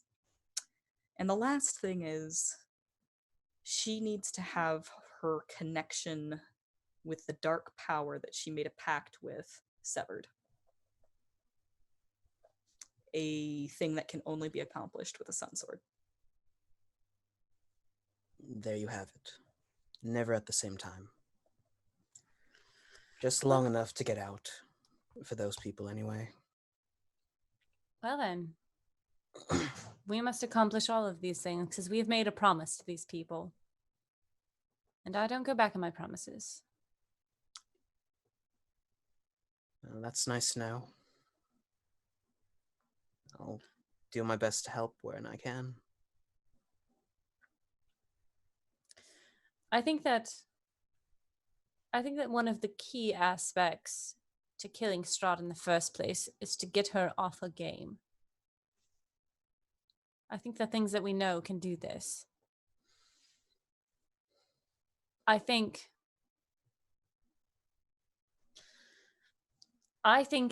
that there are things that I can do personally that can shift her from her cool calmness to rage. Now, I don't think that's a great idea. No, that's a horrible idea. But it will distract her enough for her to not use her prowess in battle. Act upon emotions, and you make mistakes.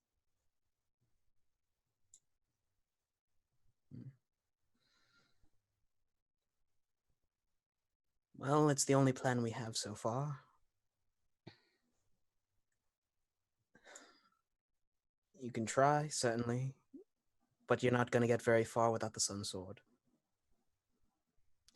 I think there's a way that I can get that. But I will need to see the scrolls. So, if you don't mind. Lord Kepharis, Lord Ismark, Lady Irina, we are going to step away for a moment. Not a lord. Thank you. Sorry, just Wait, did you announce your title as well? With this name change. This entire time! I have never wanted this. raise his hand. Sorry, that's just how I was raised. I appreciate it. Thank you, Sergey. Nods twice. Does this put me in more... Is Mother going to want me to marry more now? You know what? I don't care. I'm not Puts marrying a hand anyone. on Sylvie's shoulder. I commiserate with you on this one.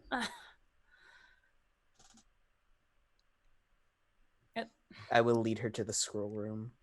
I think we should stay hold on. together. Time out. Yeah, the scroll room's pretty fucking far away. Can we go to the library? Isn't the library kind of far away too?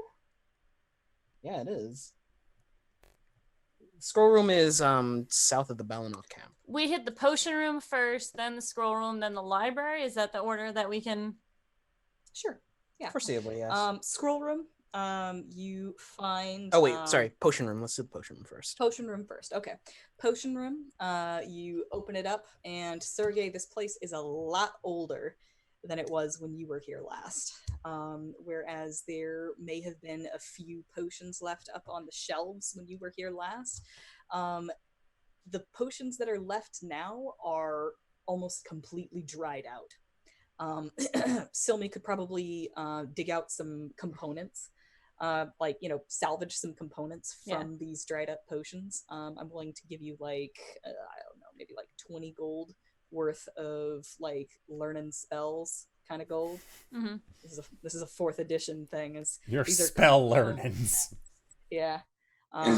You when you learn a spell, you're mostly practicing the spell and using components to do the spell and special inks and papers, blah blah blah blah blah. So yeah, you can use it for that. Okay.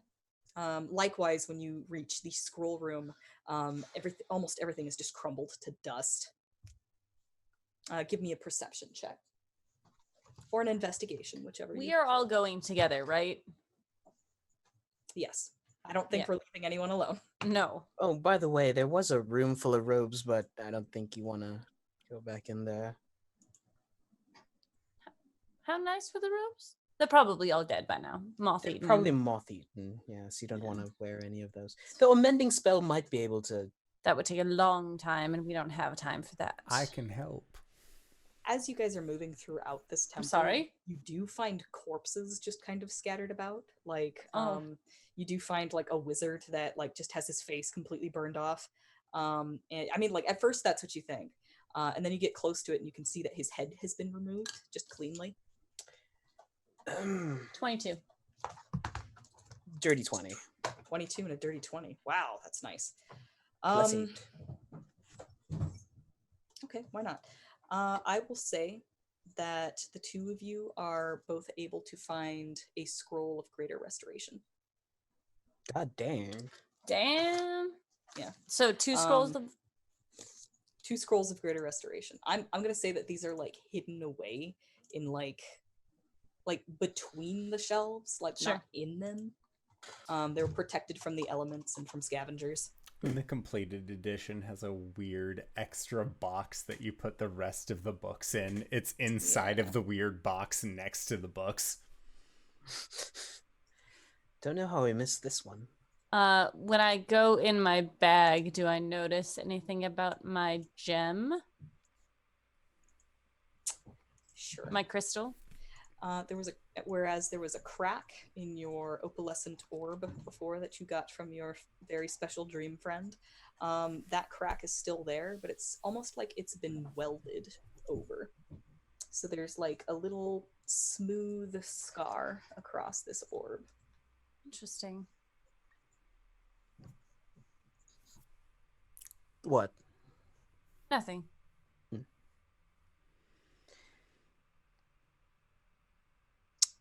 We move on? We'll move on to the... Go ahead. Kefris wanted to ask Irina. When we go to fight Strahd, when we really go to fight her for the last time. I can't convince you to go other ways for this, can I? What are you saying? If we asked you not to join us, what would you say?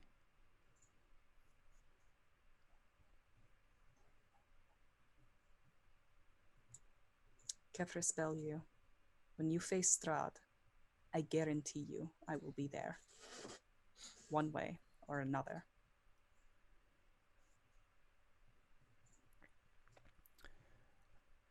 I thought that's what she would say. Which means I have a question for you. And it is a serious question.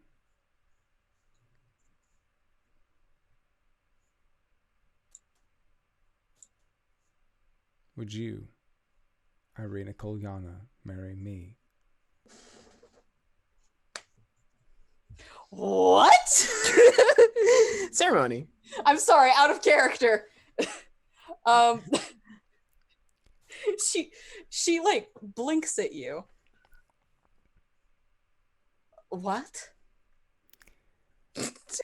The abilities that I've gained means that if I were to wed the two of us, you and I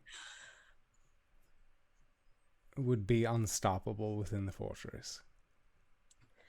I could guarantee to some extent that while you are in there, you would not suffer the blows of the enemy. You, boy howdy, Mr. Sir, you give me an insight check.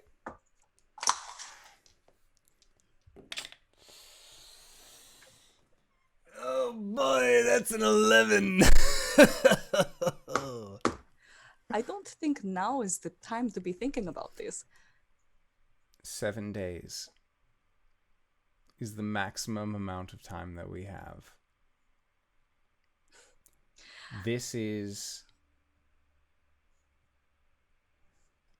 It would be an understanding.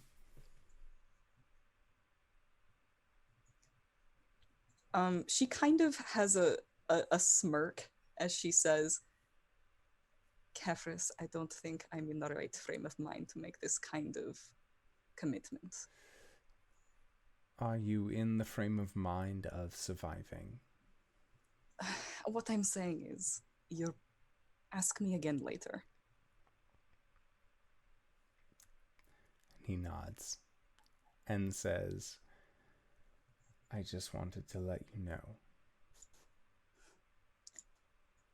It is not a bad idea. It's just that...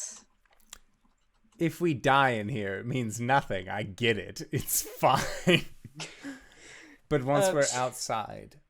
She kind of runs her hand through her hair, which is like super short now, and she acts like she's not used to this. And like the color in the Amber Temple just like absolutely distorts like everything.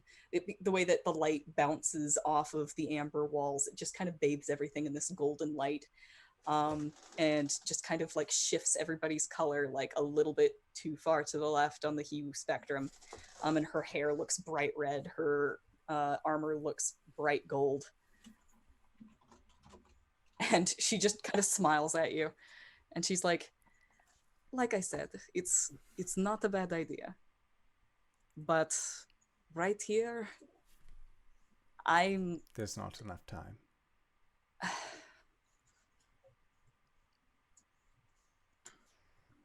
It's all right. Just something for you to think over. And he will, in the most ceremonious way possible, give her a courtly bow and then continue walking beside her.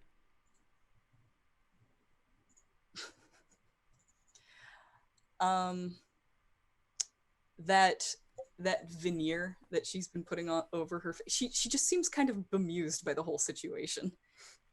But she just kind of puts her hands behind her back and takes on a very noble strut next to you. I would like to say, I feel like at this point, as Kefris walks, it's more of the Digitigrade style walking where it's like mostly on toes. So the shin is pointing forward, calf is back, and he's just sort of like hobbling next to her.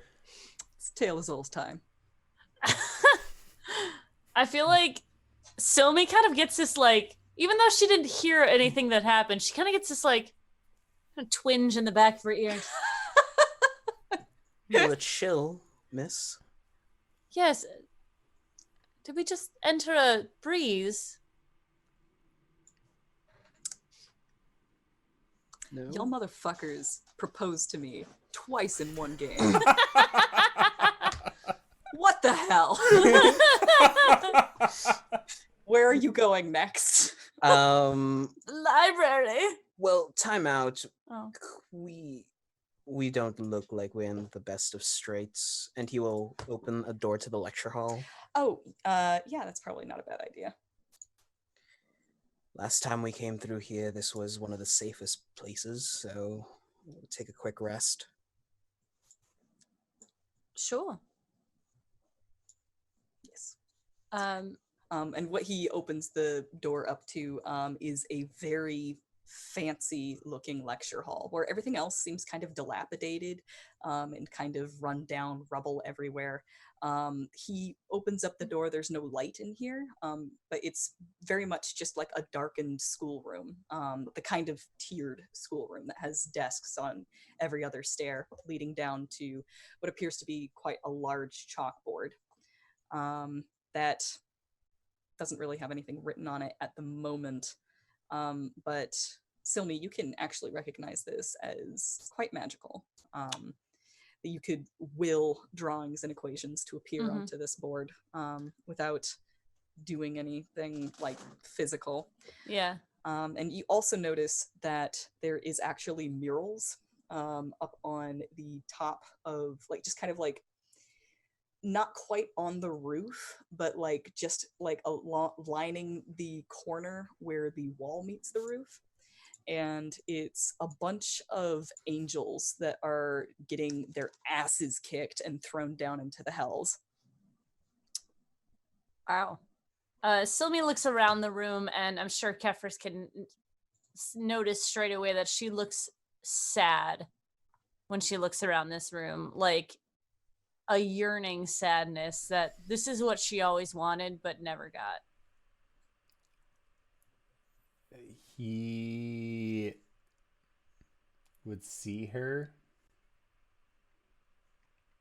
and he would go up and rest a gentle hand against her shoulder.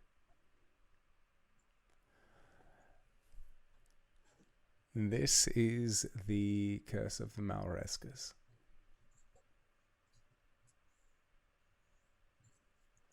We get exactly what is wanted of us, but not exactly what we want. Well put, brother.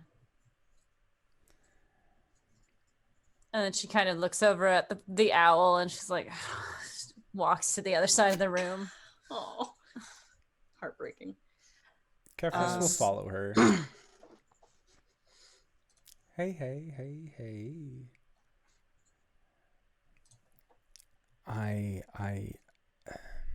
I didn't mean it to startle you or to poke fun at you, and I know that's what,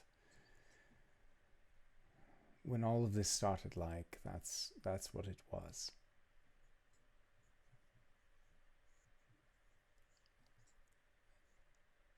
Silme, I do remember a few things. That man with the pumpkin face.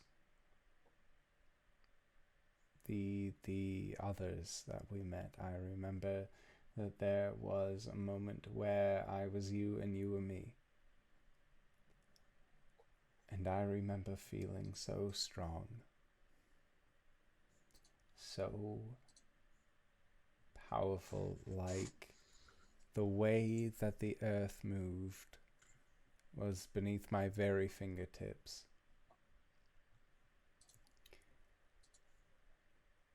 I want to show you something. Do you have a minute? And Kefris will take a length of rope and he'll snap it. And then he will hold the two ends together and he will cast Mending.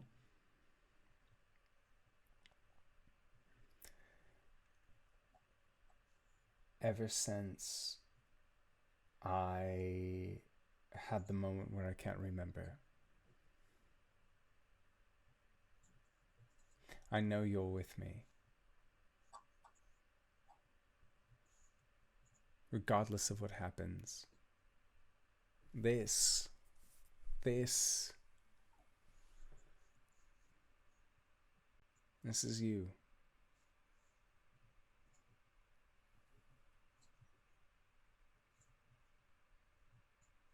I'm glad that magic doesn't scare you anymore. Okay, hold up.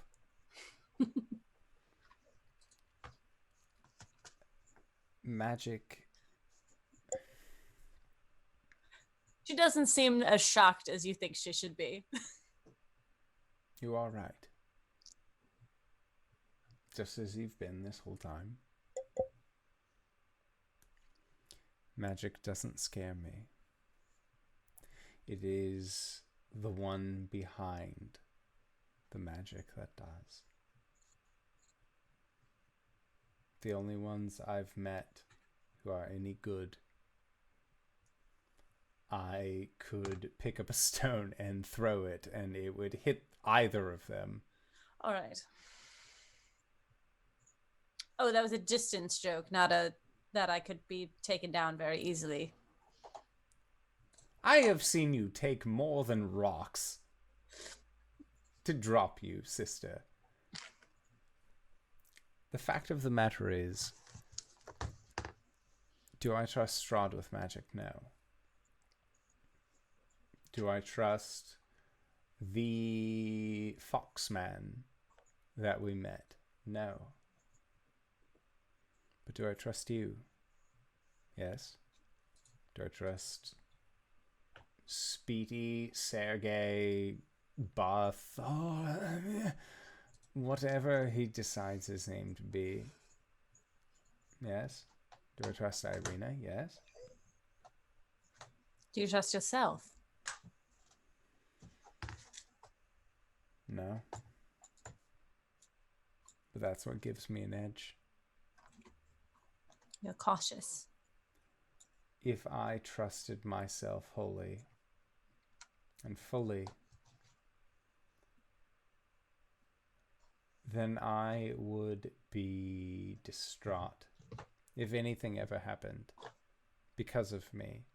But if I fear myself in those moments just a little bit, then I'll at least know why.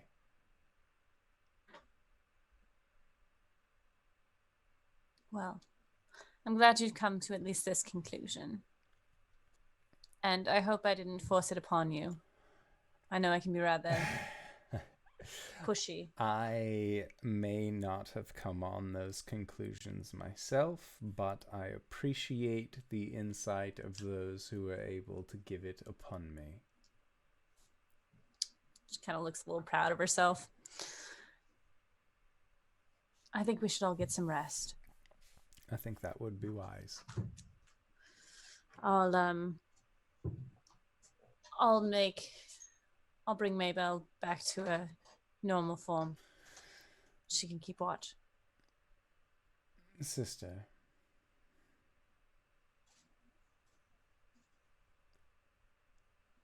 I'm sorry that that has happened to you. And even if things don't work out as well the second time, know that your brother loves you.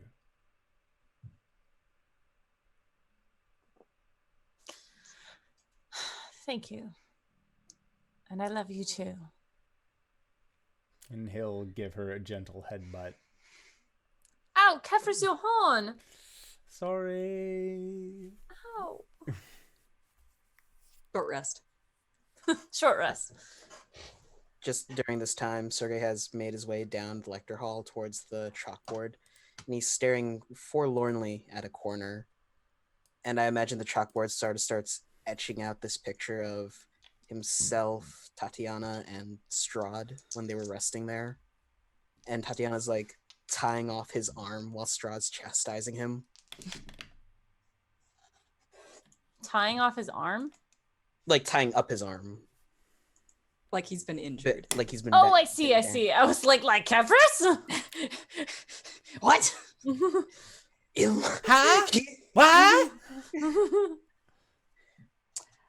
Though it's thematically appropriate. It's actually I kind of like that image. It's good. Everybody take a short rest. RJ. I'm gonna change Mabel. Give me a Constitution save. Quoi? Give me a Constitution save. All of us? Everyone. Oh. Can I change Mabel back to her normal form? Certainly. Thanks. Oh, I rolled a 1. Cool.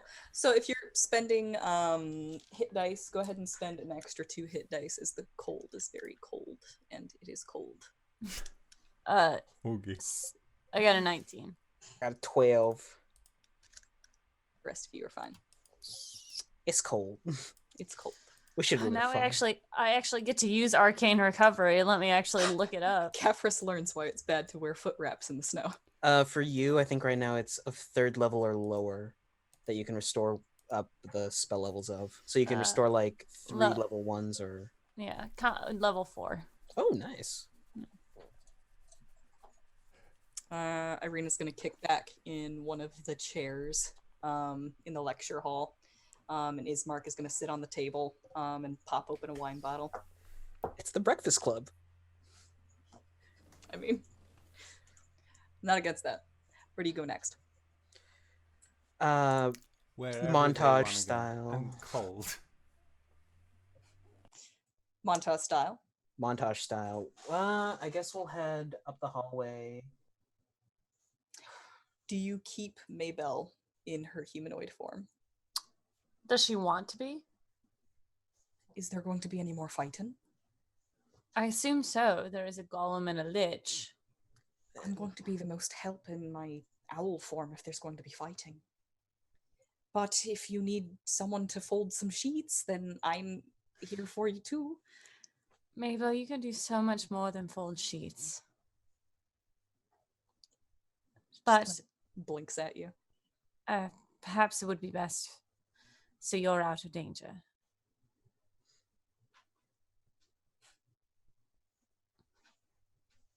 All right. She will change her back. Owl form.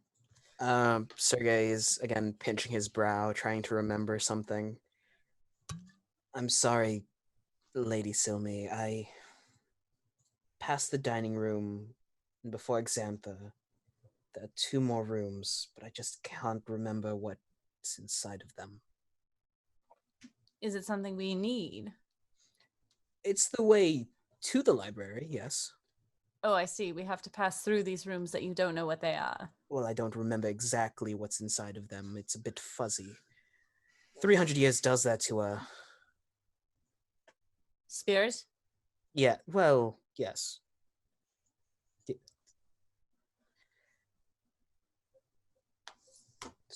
Sorry. It's all right. I'm sorry I've been taking out some anger on you. It's been a little sudden and jarring. You know, I apologize. I thought that this was the most appropriate time to do this.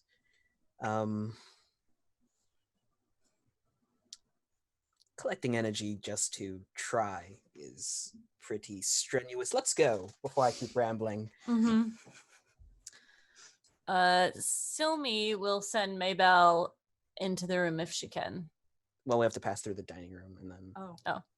Send her ahead. Brother, will you hold my hand, please? You go into the dining room first, though? Yeah, we'd have to. Another miracle. As you walk into the dining room, while everything else in the temple is dilapidated, you walk into the dining room to find it fully lit up with candles, and a feast just spread out on the table. Don't touch anything. There are, for the love of God. There are. There are Efforts Bellevue. paintings on the ceiling of wizards literally pulling stars down out of the sky and putting them into little amber jars. Didn't like that before, didn't like that now. This is the dining room. Yes, it would probably look like the rest of the temple, but it doesn't, so... Well, if it was magically enhanced so that it kept food around? Not for 300 years, I don't think. Depends on what kind of stuff. I mean, wizards need to eat too. Perhaps this was one of them, or... Dead wizards, Lady Silme? Dead wizards need to... I'm saying that it's possible that the spell has remained, if there is a spell, but I am suspicious. Maybell, darling, would you mind doing a lap for me? Doing a lap as in bird's eye view of looking the room. at the entire... Yeah, just to make sure. Yeah, she'll do that. She'll fly out and then around. You see lots of gorgeous paintings just on the walls and ceiling. The feast is immaculate. You can smell cooked meat, vegetables, piping hot gravy, and there's a big huge bowl of wine in the middle with a ladle. It's not how you serve wine. Silme's, by the way, when she does this, Silme's eyes... It is when you spike the punch. They bleed black all the way across, like sclero, as she's looking through Maybell's eyes, and she just has her hand on Kefris's shoulder where there's not a spike. While this happens, she returns, and her eyes kind of back to normal. Don't touch anything. Don't touch anything. No, I could tell you from first-hand experience, don't touch anything. Kefris, don't touch anything. I heard the both of you the first times you both said it. I was there, you know. I know, that's why I am being legitimate in understanding that your level of concern is valid. No, I mean, I was there at Kazan's tower when I saw you touch the thing and then get blown back. Yeah, but like, that was fine. Kaplow and all of that. Kaplow, yes, but I remember her saying not to touch anything. I'm just saying, don't touch anything. I thought she was referring to something else when she said don't touch that thing. Anyways, Kefris would have had one more aside with Irina, which was just to tell her... Or after this conversation? Before. Very briefly before. Which was, regardless of if you say yes or if you say no, this is your decision. Tatiana never knew of me. Therefore, this is a decision that you make. What makes you think Tatiana doesn't know anything of you? Because I barely know anything about me. If she knows more, then please tell me. That would make things rather simple. She knows that you have very strong faith.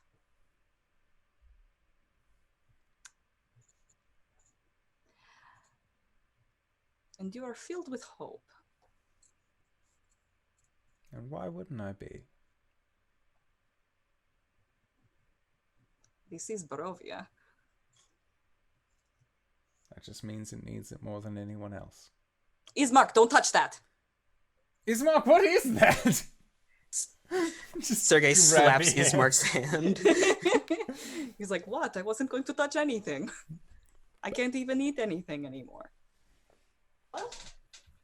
Oh yes, sorry. Forgot. Anyways. He walks away from the table, nursing a bottle of blood. Gross. All right. Hey, don't... You know, the man needs to live. For now. For now. I helped. You sure did, brother. And magic had nothing to do with it. None at all. She What do says you as do she walks next? past it. We're gonna go through this room. We're gonna go to the library. There is 2 more rooms, one where I have no recollection of, and then another marked something dangerous. So, Wings, take it away. You go into the next room after the dining room. Yes. Okay. Oh, you know, I could have been doing this while you guys were having the conversation. But we're so Fine. engaging. It's fine. And so we end up in the kobold mine, and they trap us for some reason. Could you imagine? Myself, my sister, and Tatiana trapped by mere kobolds.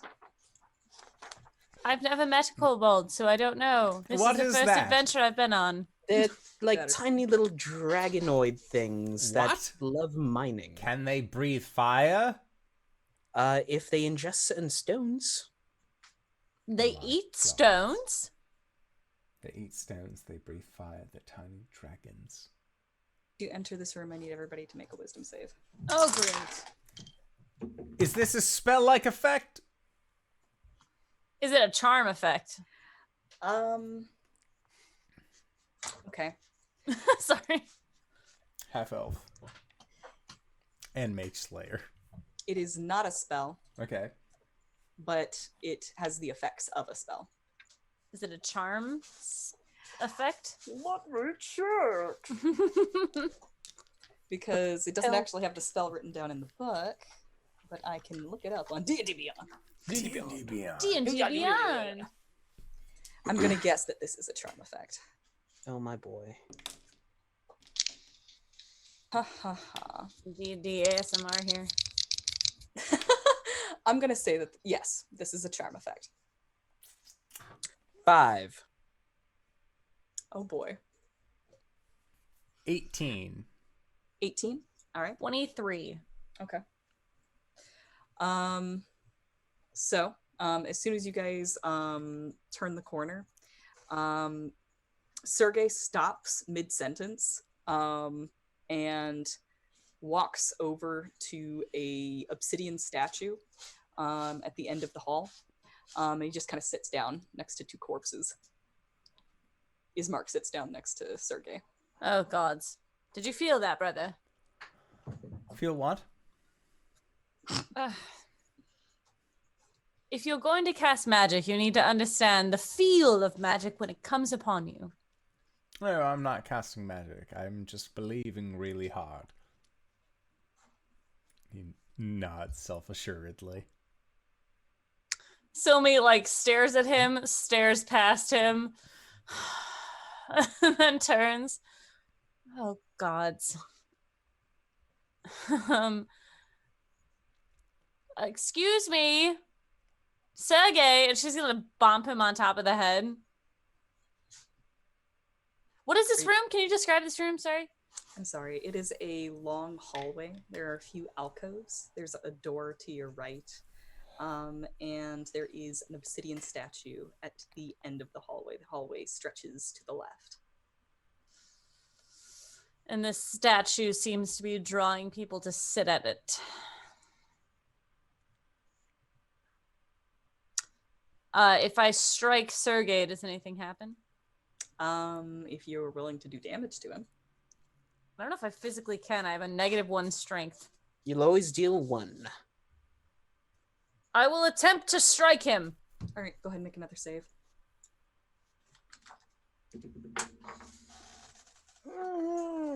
14. He just continues staring at the statue. Brother. Irina? Irina's just kind of standing at the back of the room, shaking her head. I'm going to cast guidance on Sergey so he can add a d4 to his roll. I can. It hurt my hand when I hit him. Do you mind? I'm very fragile, okay, Wings? You know what? I have not lifted a finger to do anything literally my whole life. He'll clap you on the back of the head. Oh, good. 18. Did you add your d4? Yes. Sergey, you blink back into existence. So I was saying, we were Wake up, Sergey! What? When did you... Wake up! We need to talk to you. I'm going to grab his mouth just like that. Sorry. How? What? You were under a spell. I turned to Ismark, who's sitting next to me. Still under the spell. He's just staring at that statue. He is Caverns? also under a spell. Drop his face. You were Caverns? both under a spell. We should probably get out of here before we are affected by it again.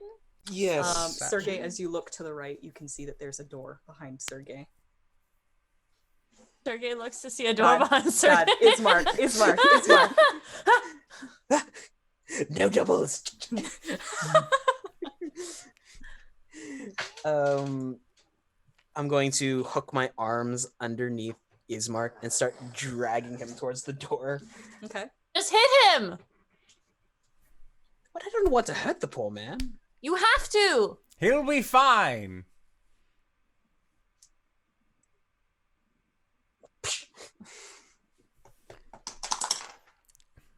Nope. What if he gets guidanced?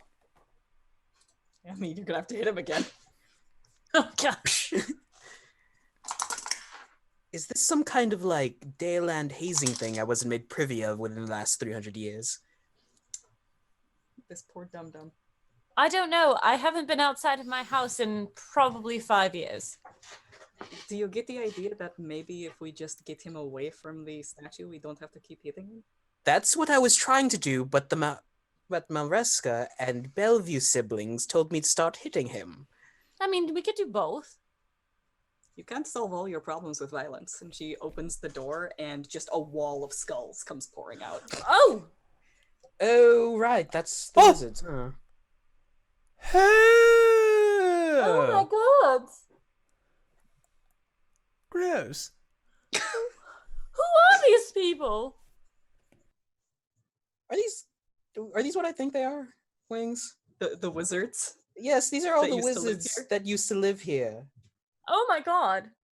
Yeah, Exithanter told you about how he was so proud of himself for finding a way to make sure all his friends were still around to help him protect the temple. Did you call him Exit the Enter? Exanther. Okay. Exithanter. Exanther. Yeah, so they're all the wizards that used to live here. They kind of, well, they used to help protect the temple. That's okay. Whilst you're saying this, Irina is just digging through skulls. Are you all going to just stand around talking, or are you going to help me? I'm holding up your What brother. are you looking for? I'll help her. You are so good at it. Skulls, skulls, skulls. Oh, If I remember correctly, that's also a way out. Sylvie's like heaving a little bit in the background. Kefris isn't looking at skulls, he's picking them up, crushing them, seeing if any of them have goodies inside. Like a pinata? Preference, do you mind? I didn't think followers of Ilmater were allowed to desecrate corpses, but go off, I guess. All right, it takes about 5 minutes, but Irina and Kefris are able to clear the skulls out enough to get to the other door. Silme picks up her dress and is like tippy toe stepping, so she's not stepping on any or like stepping near any skulls. Yeah, no, these things were just piled up to the ceiling in this small little walk space that seems to be in every dungeon that infuriates my friend. So I have a friend who like plays in Tyler's live game, and she hates those little 5x5 walking areas. Oh, the one square tiles. Yeah. She's like, that doesn't make any sense. We're like, it's just a dungeon. It's where we keep our skulls. Anyway. Who wants to open the door? Not me. I'll do it. Kefris opens the door. Be careful. Oh. Shazam! Kefris, could you please help me with... Is Mark okay? Once we go into in the hallway?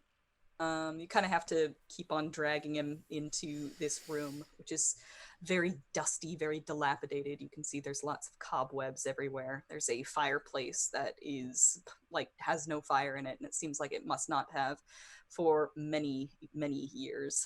There's lots of old, faded furniture. Sergey, this place seems older than when you were last here. It was actually quite well furnished and upkept while you were here.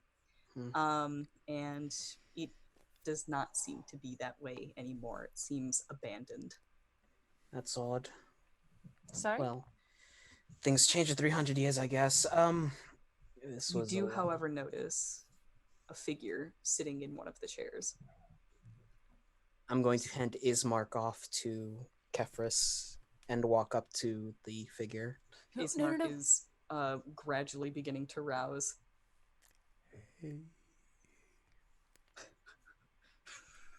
Slow pats. No, we don't know who it is. Do I recognize this person? What this appears to be is familiar clothing, however not such a familiar face. When you met Exithanter, he was still fresh-faced. He looked like a wizard, just like a normal bro. And what you see here in front of you is an unmoving skeleton with just kind of decayed flesh hanging off of the bones. And he's just staring down at the ground with his empty sockets. Sergey will take a knee next to the skeleton and look up. Mm-hmm. Well, I hope you're still around. Does it respond? You hear a dusty shifting, and you look up to see that the head has turned to face you. And there are two dull red pinpricks of light inside the sockets. And you hear, "Do I know you?" His face does not move at all. It just kind of echoes inside of his empty cranium. Hello, old man. It's been a very long time, and I don't think you would recognize me in this form, but we talked some time ago. I arrived here with my sister and friend. Do you remember the name Sergey? Oh, it sounds familiar.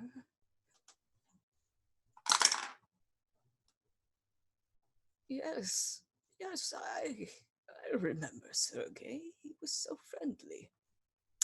He will put a hand on top of, like,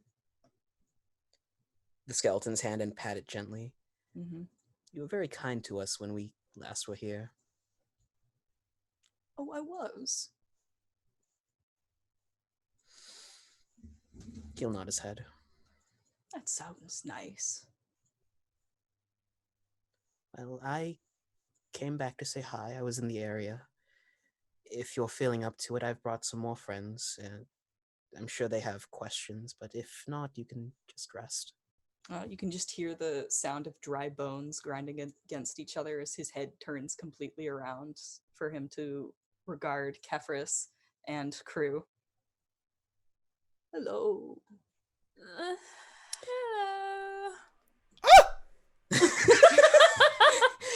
continues going around in a 360 back to face Sergey. You had questions? Not me particularly, but he'll turn back to the group. Oh my god, sister, it moved its whole head without moving its body! It's fine. It's fine. Just don't mention he's a lich and maybe he won't remember. Sergey will take a handkerchief out of Bartholomew's pocket and start, kind of dusting the face. Stay here. Just stay here, Kefris. Stay here. You can see bits of dried flesh kind of flake off of the bone. But underneath there is clean white, just kind of pearly, a rather handsome bone structure underneath. It's just kind of all flaking off onto the floor. Silme's going to slowly step forward. Hello. Hello. Hi.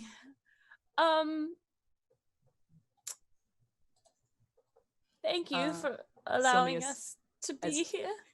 As you step forward, Oh God. you can see in the middle of the room there is a lectern with an open book on it. Ooh. Silme, is this your spell book? What? That's there, and she'll point to the book on the lectern. And he just kind of looks at it and says, "Is that mine?" Would it be all right if I looked at it?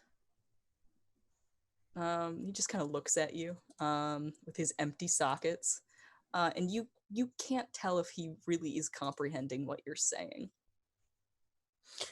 She wishes to read the book there, Xantha, if you would permit her to. I like books.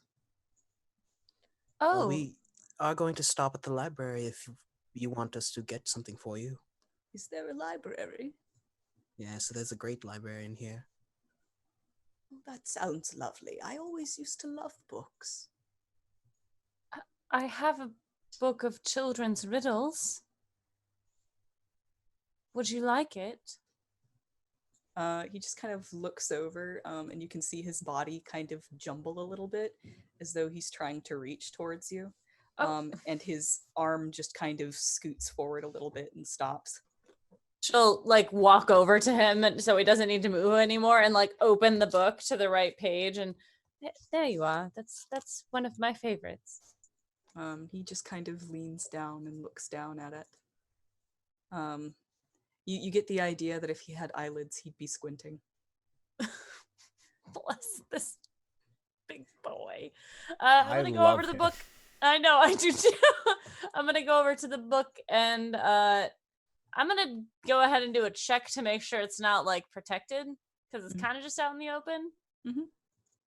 All right, give it to me. Arcana? Yep. 15? 15. All right, that's pretty good. This is definitely a powerful wizard spell book. You even just looking at the page that it's open to, you can see some pretty high level spells. You don't get the idea that it is protected in any way, but you do kind of get the feeling that there are more secrets in this room than you're aware of. Oh my. Maybelle, do you mind doing a lap and seeing if you can find any secrets for me? Sure. She will fly around for you. You can give me a perception check and or a arcana check.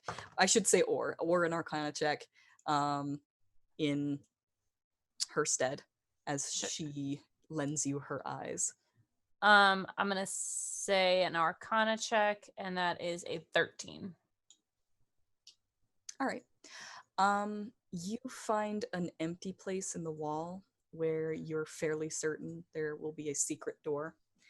But you get the idea that you're going to need the secret passcode to get through. Someone's going to start thumbing through the book All right. Do I find, and she's going to specifically be looking for a spell that will allow her to summon an object. These are the spells that are in the book. Oh. And Oh my I'm not God. seeing anything along those lines. It's mostly all scary death spells. They're so scary. They are quite scary. Oh my Um, god. And this old skeleton is just kind of like peeking down at the little rhymes and riddles book, and seems to be enjoying just looking at it. You can't tell if he's actually reading it, but he's just kind of mumbling to himself, "Oh, such lovely pages." I mean, it's probably a really nice book.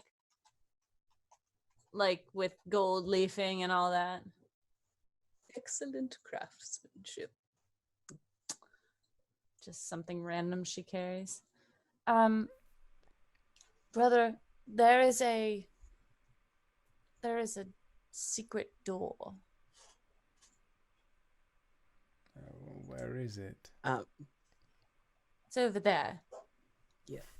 You'd need a password for it. What was the name of the individual, the guardian? Nifron. Snifron I'm sure- anything? Sergei's just like looking at them, kind of bemused, patting the old Lich's hand. Gee, I wish there was someone here who fully explored the Amber Temple. Yes. What is there are the two of you. name, Sergei? Thank you. Do I remember the name to this door? He says, not actually knowing. What do you think it is? Oh yeah, Exantha. The wall disappears and All light of pours you. into the room. Just a quick tip. Most wizards are all egoists. He kind of brightens and he looks at you and he goes, "That's my name." Yes, it is. Yes. Looks at the rest of the people in the room. "That's my name. I don't remember the last time I heard my name. I didn't remember it." How long have you been here? A long time, Lady Silme. The last I saw him, he was still flesh. She's gonna kind of leave the book for a moment and then walk over and take his hand. My name is Silme. "That's a lovely name. It's Elven, isn't it? It is.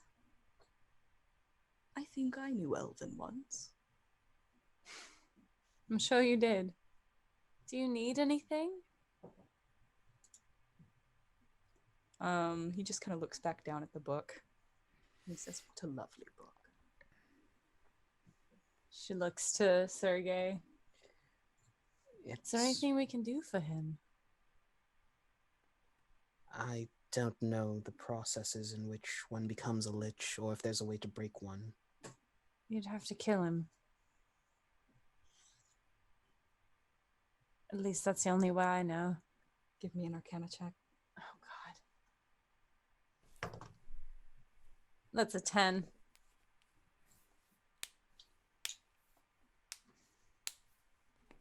Closer to your mic. Perhaps there's a spell that can help him. Oh my God, there's a spell that can help him. Oh my God, they were roommates. Fuck you. Sorry. Would you... This magic man's gonna touch this hot, hot fire. He's a magic man. Would a greater resto help? Yeah, I What think kind it of would. shawl is this lich wearing? Oh God. It's made of Okay. human flesh. Ah! Mike and Silme's going to lift Sergei and kind of walk him away from this lich. My concern is if we give him his mind back, most liches are evil. At least every single one that I've ever heard of is. I wouldn't know that. I don't know. I don't want to leave him here like this. But maybe there's something we can do later. For now, he'll walk back to Xanther and take a knee again. We're going to be going now for a while. You should probably rest for a bit if you're feeling tired. I am tired. Sergey, have you seen this book? Oh, it's a lovely book. I think so too. He'll pat the hand once more, stand up, and walk away. Are we gonna go through the secret door now? There is light pouring in from this secret door. You can see when you walk in, you are dazzled briefly until you see several stories high. I mentioned a tale as old as time earlier before. This is a very similar scene. Oh my god. Do you like it? It is. It's yours. It is Yes, it's just wonderful. rows and rows and rows and shelves upon shelves of books. There are no ladders to be seen to take these books off the shelves. And you can discern that whoever used this library before must have used some sort of magic to retrieve these books. Is that a good place for tonight's session?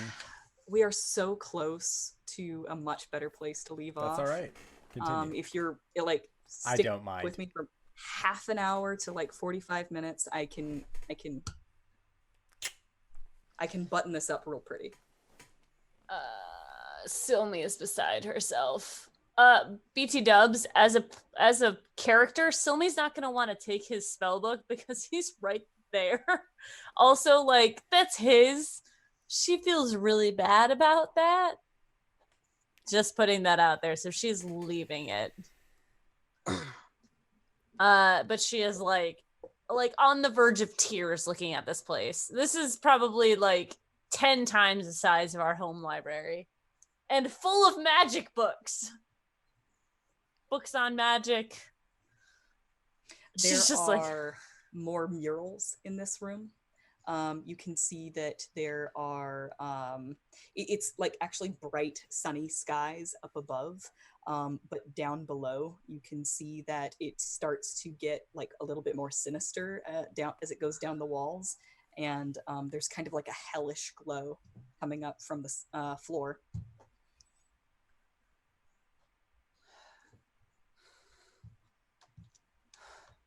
I don't even know where to start. Yeah, Maybelle's just kind of flying around the room. She will come and perch on a desk, and you can see her head is just spinning, literally. I need a spell that can summon an object or create a dimension door. Well, have fun looking for one. How long can we stay here? As long as you need. I suppose it should be safe-ish. Just don't go opening up any evil black-looking books that say it'll suck your soul out. If it ends in vile darkness, don't touch it. Right. I'm going to need help. When you say I'm going to need help, you get a funny feeling.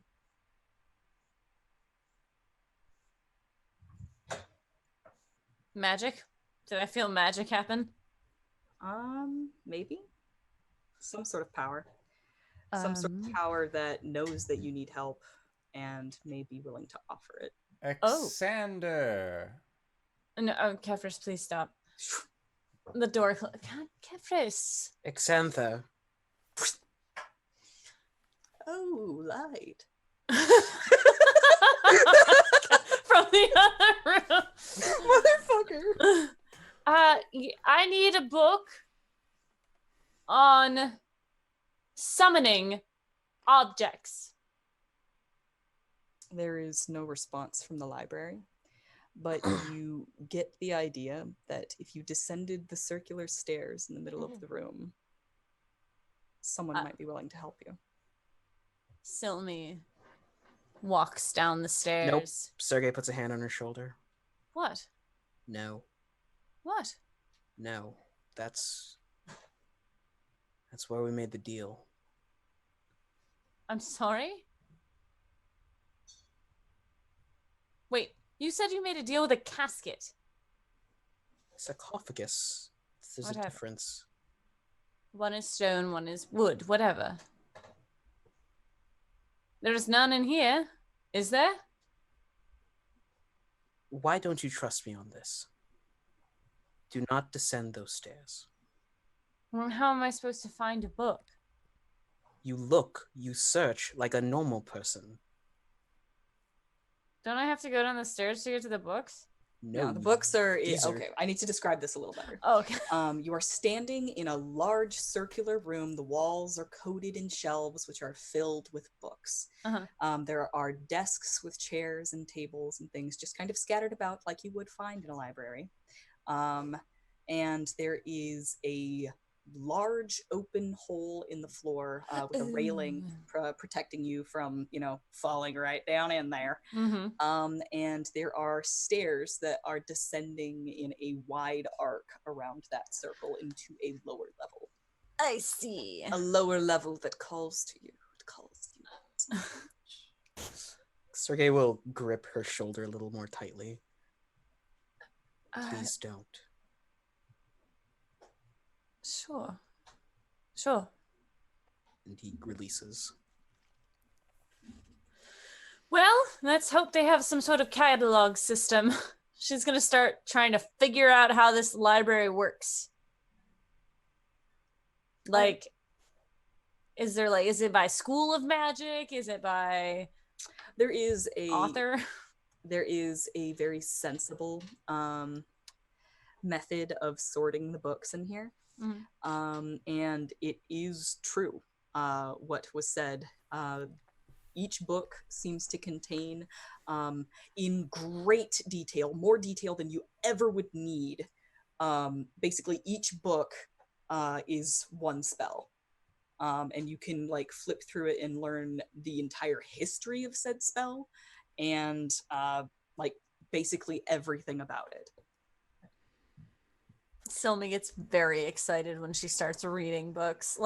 She kind of gets lost a little bit in oh, I didn't know that he was the one who made this spell. That's fascinating. Sergei has posted himself up at the stairway and just crosses his arms. Okay. And leans against the railing.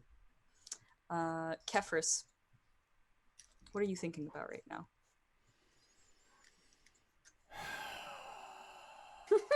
Is this a dangerous question so far after time? Kefris is thinking about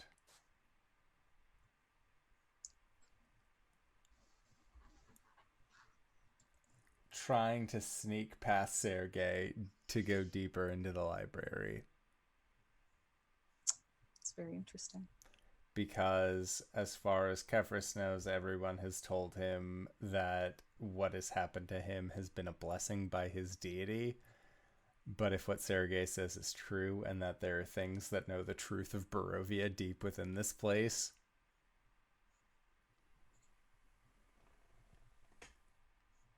might as well try and figure out the best way to ask. Okay. While you are thinking about that, you get the feeling that there is something downstairs that has answers for you. Time to use my climb speed and be a sneaky boy. Sergei, what are you thinking about? How to best fix everything. Getting these chuckleheads out of here safely so they can do what they were set out to do. I see. Kefris would tell Irina.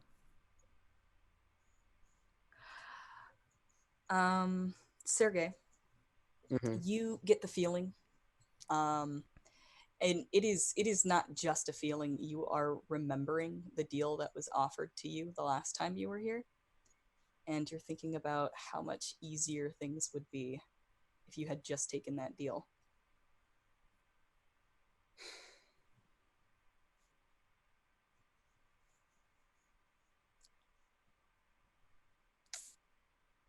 Yep. Yes, he is. He's still leaning against the railing. Kefris tells Irina that he's thinking about going down and seeing what it's all about.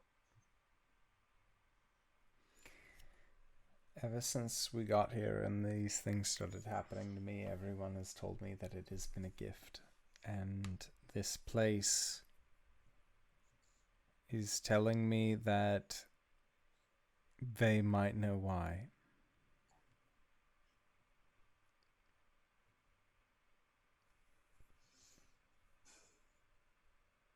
And I don't trust it as far as I can throw it, but honestly, I've gotten pretty strong as of late. You do understand that whatever happened in this place, it made Strahd into what she is today. But it also made Sergei into what he is. And he seems to be doing his best to help. Do you think he took the deal? I don't think he did. What you're saying is that you want to go down there and hear them out and then not take the deal. I want to see if I can get them to tell me why.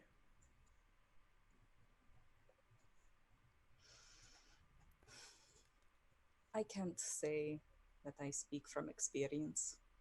Or maybe I can. I don't know. But if you don't listen to them now and at least hear what they have to say, it will haunt you for the rest of your life. I have one question for you.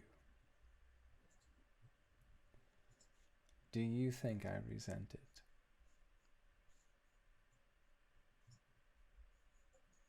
What's happened to me? This? She jazz hands at you. He jazz hands back, among other things, and he motions to the fucking javelins growing out of his person.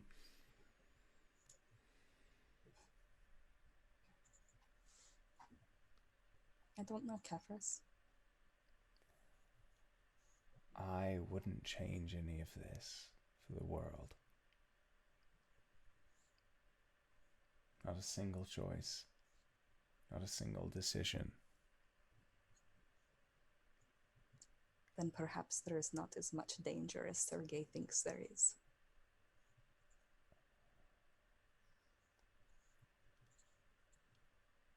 I was once told by Strahd that I could be a bishop of this land, under her will. I don't want to be. What I want to be is somebody who is able to welcome the rest of those individuals into the light that they so deserve.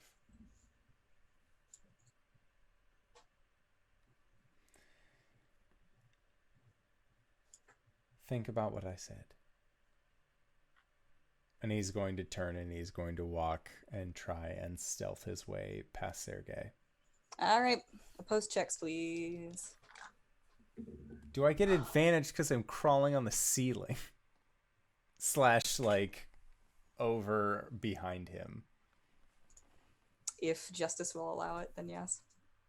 I nat 20s, so do what you need to do.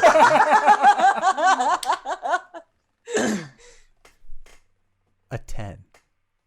Cool.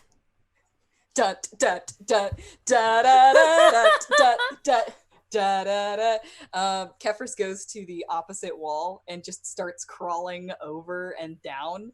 And Sergei, you just like are watching him do it the entire time.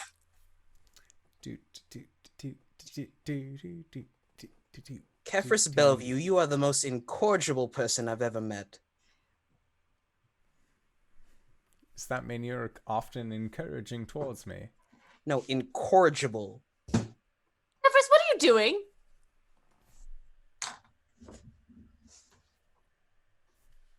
Ever since we got here, Kefris, you have actually like crawled over the railing and your head is like, peeking down beneath the floor level. What you see down in the lower level, it is completely dark except for the illumination of one shape against the wall. A little bit off to the left, you can see about maybe 7-8 foot tall sarcophagus up against the wall.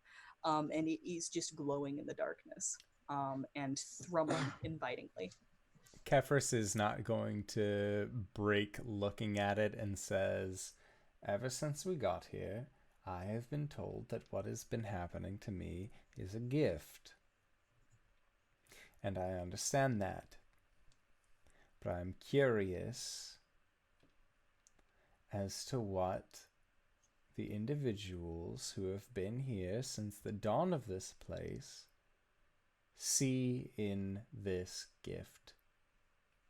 So I was going to ask them, and if they wanted anything from me, then I would have turned and walked away. I just wanted to establish a rapport. Kefris, what do you think is down there? Answers? No. They will ask you for a price that, even if it's a small request, like what's happening to me, it's a price that I wasn't willing to pay. It was a price Strahd wasn't willing to pay. And what happens if I don't pay it? If I say no and then politely decline and leave? What happened to Strahd? Was that Strahd's own doing, or was that the sarcophagi? What happened with Strahd was an accident, but they still took it as an offering. So even if you do deny it now, some way down the line, they will exact a price. And it will happen. What if it's a demon? What if it's a greater demon? A devil? The greater devil? Can we kill it? Oh, yeah, I think that'll work really well. It has in the past. Kefris, you're watching the sarcophagus the entire time you're communicating with them. Oh, yes. So it's a little unsettling. He is gripped to the wall and just kind of staring at something that's in the corner of the lower floor. And Kefris, you could swear that the sarcophagus is getting closer. It's almost like that camera effect that just kind of pulls the background into the foreground. Like just that entire area is approaching you. Kefris, you have no idea what is down there. This place drove wizards of intelligence greater than mine to madness. Kefris doesn't answer. Kefris! She's gonna go over and smack his foot with a book. You will listen to me. He's just staring off into the corner. His eyes have gone completely yellow. Oh, like shit. Amber. Silme's gonna pull out that scroll of greater restoration and use it on her brother. Or remove curse. Remove curse first. Do you have a scroll? Do I have it prepared? Hold on. I don't think I do. In order to cast anything on him, you're going to have to get close enough. And he is not necessarily, like, he's kind of up on a wall right now. If you went down the stairs, you could probably get close enough to him. Don't you dare get within 5 feet. Oh, no. Maybell, She would you... flutters to your side. Could you... He's gonna walk down the stairs. No. Look, we can handle this. All right. Sergey. You walk down the stairs. He does not return. Sergey doesn't return?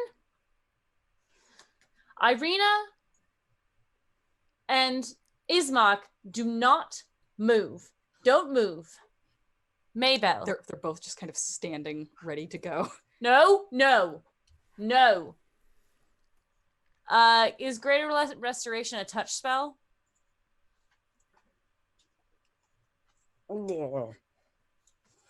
Perhaps. Hold on, let me look it up.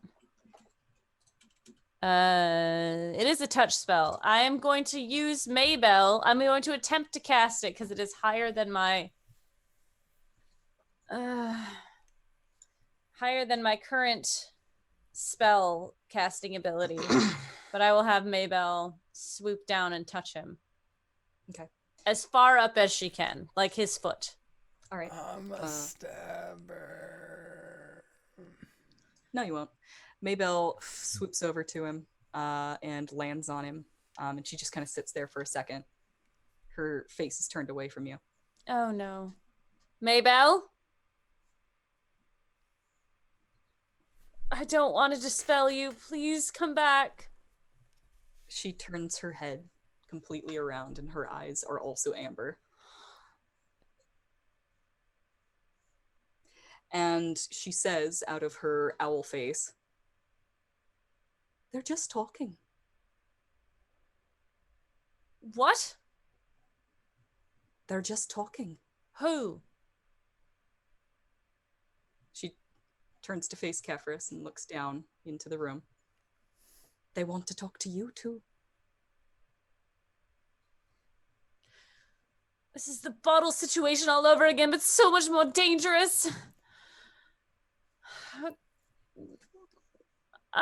Sylvie's gonna go try and find a book to deal with this. She doesn't know what to do. Start pulling books off of shelves, and you can feel that whatever is on the other end of this is starting to use Maybell's influence, the connection that you have. You have the mental image of a tether between the two of you. Mm-hmm. And that tether is like just a thin glass line that is slowly turning into translucent amber, getting closer and closer to you. Oh my god. She's going to turn to Irina and Ismark, and she's going to say, go wait with him. Go out there and wait with him. Do not come back in this room until we come back. And then you're gone.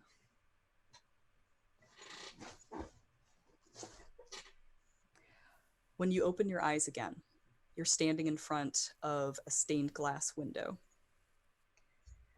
And you know, without a doubt, you just know. This thing does not communicate with you. It gives you understanding just by looking at it. And in your bones, in your marrow, in the core of your spirit, you know that this thing is called Omatadia, the many-faceted eye.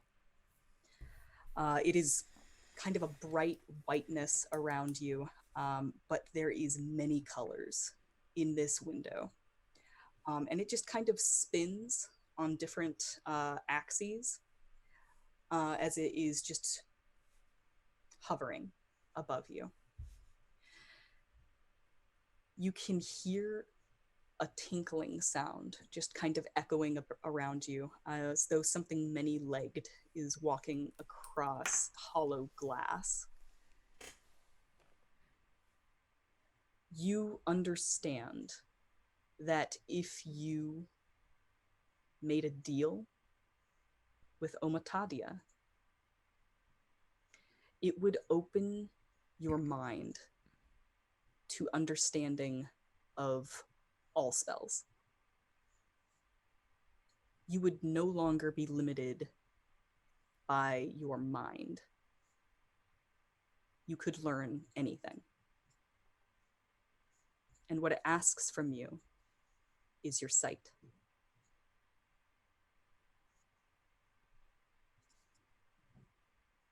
Kefris,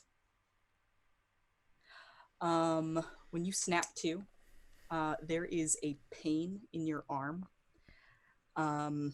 that is reminiscent of the Ilmateri chords. You look around and you see that there is just a gray expanse around you. And existing in this place is borderline painful. You feel gravity just pulling you down, and you look towards where you're being pulled, and you can see that there is enormous pit just opened up beneath you, just blackness as far as you can see. And there is a thrumming from below, like standing too close to a speaker in a concert. It just blasts through you and vibrates around you.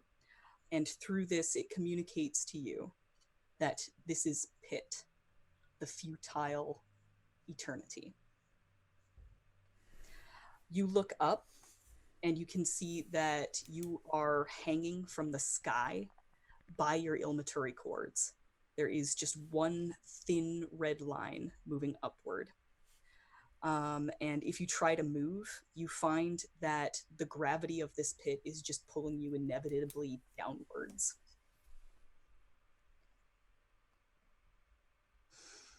It communicates to you that everything that you've been through, all of the heartache that you had from not being what you wanted to be or what your family wanted you to be, doesn't matter.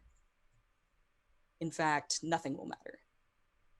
Because in 100 years, no one will remember you. In thousands of years, no one will remember that there were ever any living creatures.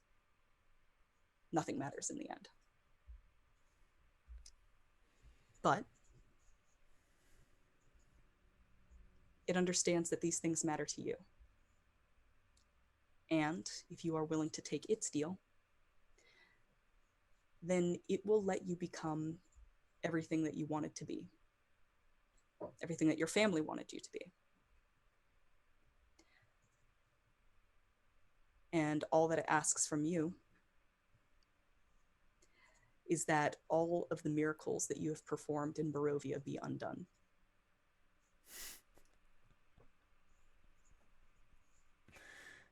It doesn't know me well at all. And if there is anything that I can start doing, I am going to cast mending on the frayed rope that I am holding on to. Okay.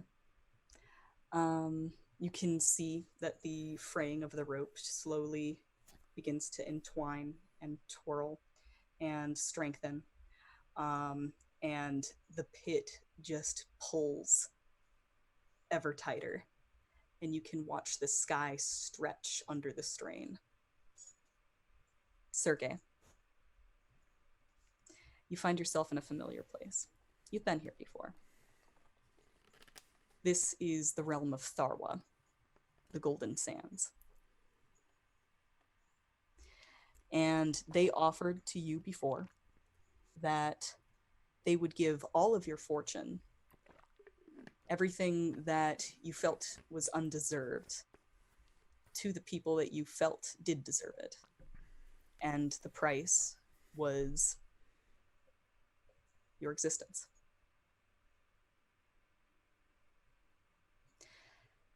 And as you are just kind of walking across a milky expanse of sand, expecting to find a giant hourglass looming and pouring sand into a pile that turns into gold coins, you instead see a wreckage.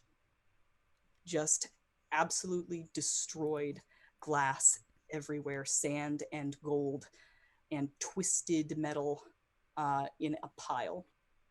And there is someone sitting on top of it with a massive mane of red flaming hair.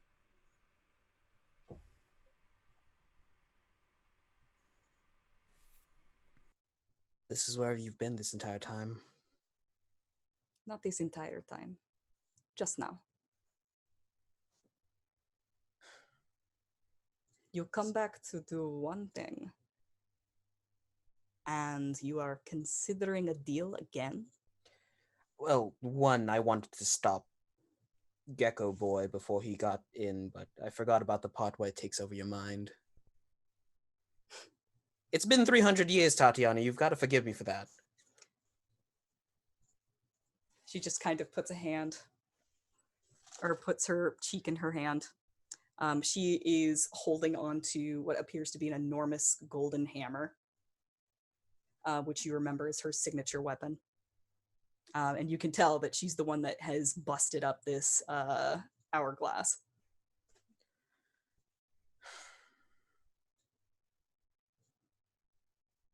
So, what now? Sergei, you know I never blamed you. Yes, but I blame myself. I suppose I can't help that. And you and Tatiana have a conversation whilst we go and check on the siblings. All right. I'm going to pull back the curtain a little bit here. I want you guys to make informed decisions. Stephen, if you take this deal, then exactly what they say will happen.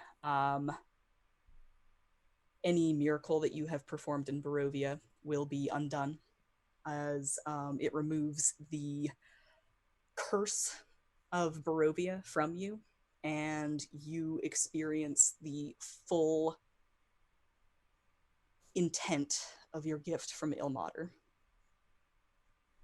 unfiltered by, Barovian corruption. However, everything that you have done so far here that could be considered a miracle will be undone. LB, if you take this deal, you will not be limited by your class when it comes to learning spells. You will be able to learn spells from literally every other spell list. And what this entity asks from you is your eyes. You will be blind. Kefris knows his answer. It's no. He never asked for a true blessing. He never asked specifically for how Ilmater initially designed it, because he could never know that. And he doesn't believe that these creatures would ever know that. What he wanted to know was why. But these creatures haven't given him that. So he's leaving. All right. LB, if you want time to think about your answer, we can wait until next week. We can wait until next week. Okay. You can ask me questions over the week and I will discuss it with you. So Silme, you find yourself completely unable to blink in this place.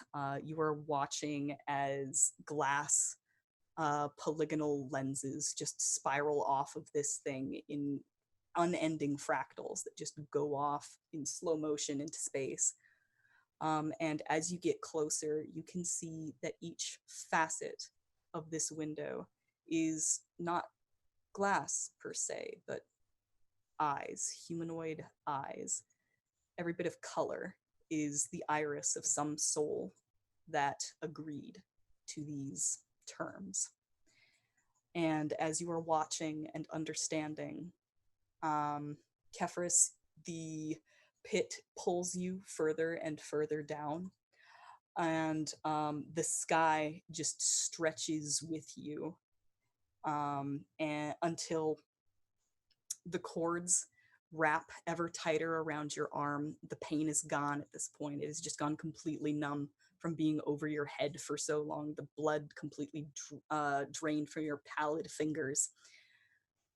And your answer is? My answer is, as the same as it was in the dream, he is going to continue to use that bloodless arm to pull himself forward. If there's any tearing or damage on the arm past that point, he doesn't care. The pit can pull and pull and pull, but at the end of the day, Kefris went into this knowing that he would say no. His answer is still no. You voice your answer, and you understand that the pit will never stop pulling. It is eternal. It is inevitable. And as you do so, Speedy. Hi. I don't need to talk to you right now. Sergey, you and Tatiana are sitting on the mound of gold. And Tatiana is like reminiscing with you, laughing and remembering all of the good times that you guys have had together. And she gets solemn for a moment. And she looks over at you and says, I don't know if me dying was what caused Strahd's pact to become complete. What do you mean? Wasn't her deal to give up someone she loved? You killed me, Sergey, not Strahd. Oh no.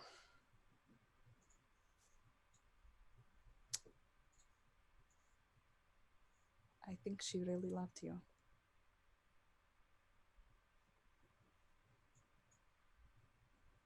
He'll wipe out his nose. Tatiana, I wasn't the most forthcoming. I also came down here to change my deal. I know you did. I just want you to also know that this isn't personal. Pardon? And you see a blade sprout from your chest. And you are suddenly standing back in the room of vestiges surrounded by amber coffins, and you look down, see the same blade there, silver, burning your lycanthrope skin. And you turn around to see that Irina has plunged a blade through you. And that's where we're going to leave off. Oh, what a good game!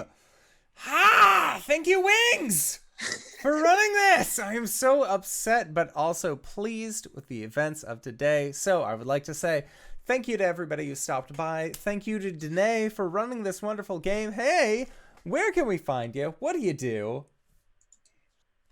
Hey everybody, my name's Danae Keener. You can find me at DanaeKeener.com. I do nerdy drawings, mostly related to D&D and a lot of things on this channel. I play Coriander the Eldrin Paladin on Mondays right here during our homebrew game, and on Tuesdays I run Curse of Strahd. DanaeKeener.com. Okay, RJ, what do you do? Hey everybody, I'm RJ. I'm here on the channel and like RJustice Twitter, Twitch.com. You catch me here on Mondays as Kalen the Shadowkai, cleric, wizard. I was about to say paladin for some reason. The best boy came back yesterday. He's back. Tuesday, we don't know what's going to happen, but hey, Curse of Strahd, maybe new character. Hey.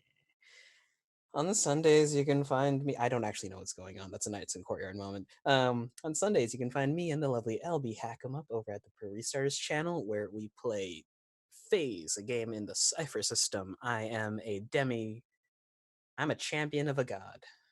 It's tough to be a god. Count your blessings, LB. Hi, I'm LBHackEmUp, and I have things that I have red strings. You can find me here Mondays and Tuesdays. This week, Friday, we are not doing Ghost of Saltmarsh. Next week, Wednesday, But we will be doing Monster of the Week on Sunday at 4 p.m. Eastern Standard Time, where your girl Abby might have to talk to the boys she kissed. And then after that, we play a game of Phase. Yeah. DanaeKeener.com.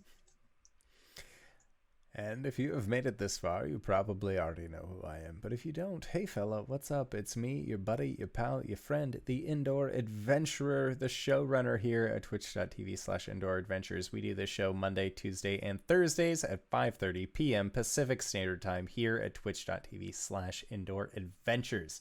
Right now at #ThankYouPatronsDay, I would like to say, hey, we are going into our after show called Nights in the Courtyard that patrons gain access to. So if you have questions for myself as to why I'm such a dum-dum, for our friends as to why they're such dum-dums or smarty pants, or to our wonderful DM Danae Keener of DanaeKeener.com as to what the fuck? Why are you doing this? Feel free to post that on our Questions for the Courts sub chat in our Discord, or directly post it in the chat to the side of this Twitch, and we will do our best to respond. But until then, we are going to be heading out for the evening. So I would like to say thank you to everybody who stopped by. Thank you to these wonderful players and dungeon masters for creating and putting up with bullshit once again this week. And we will see all of you guys next time. All right, everybody. Bye-bye.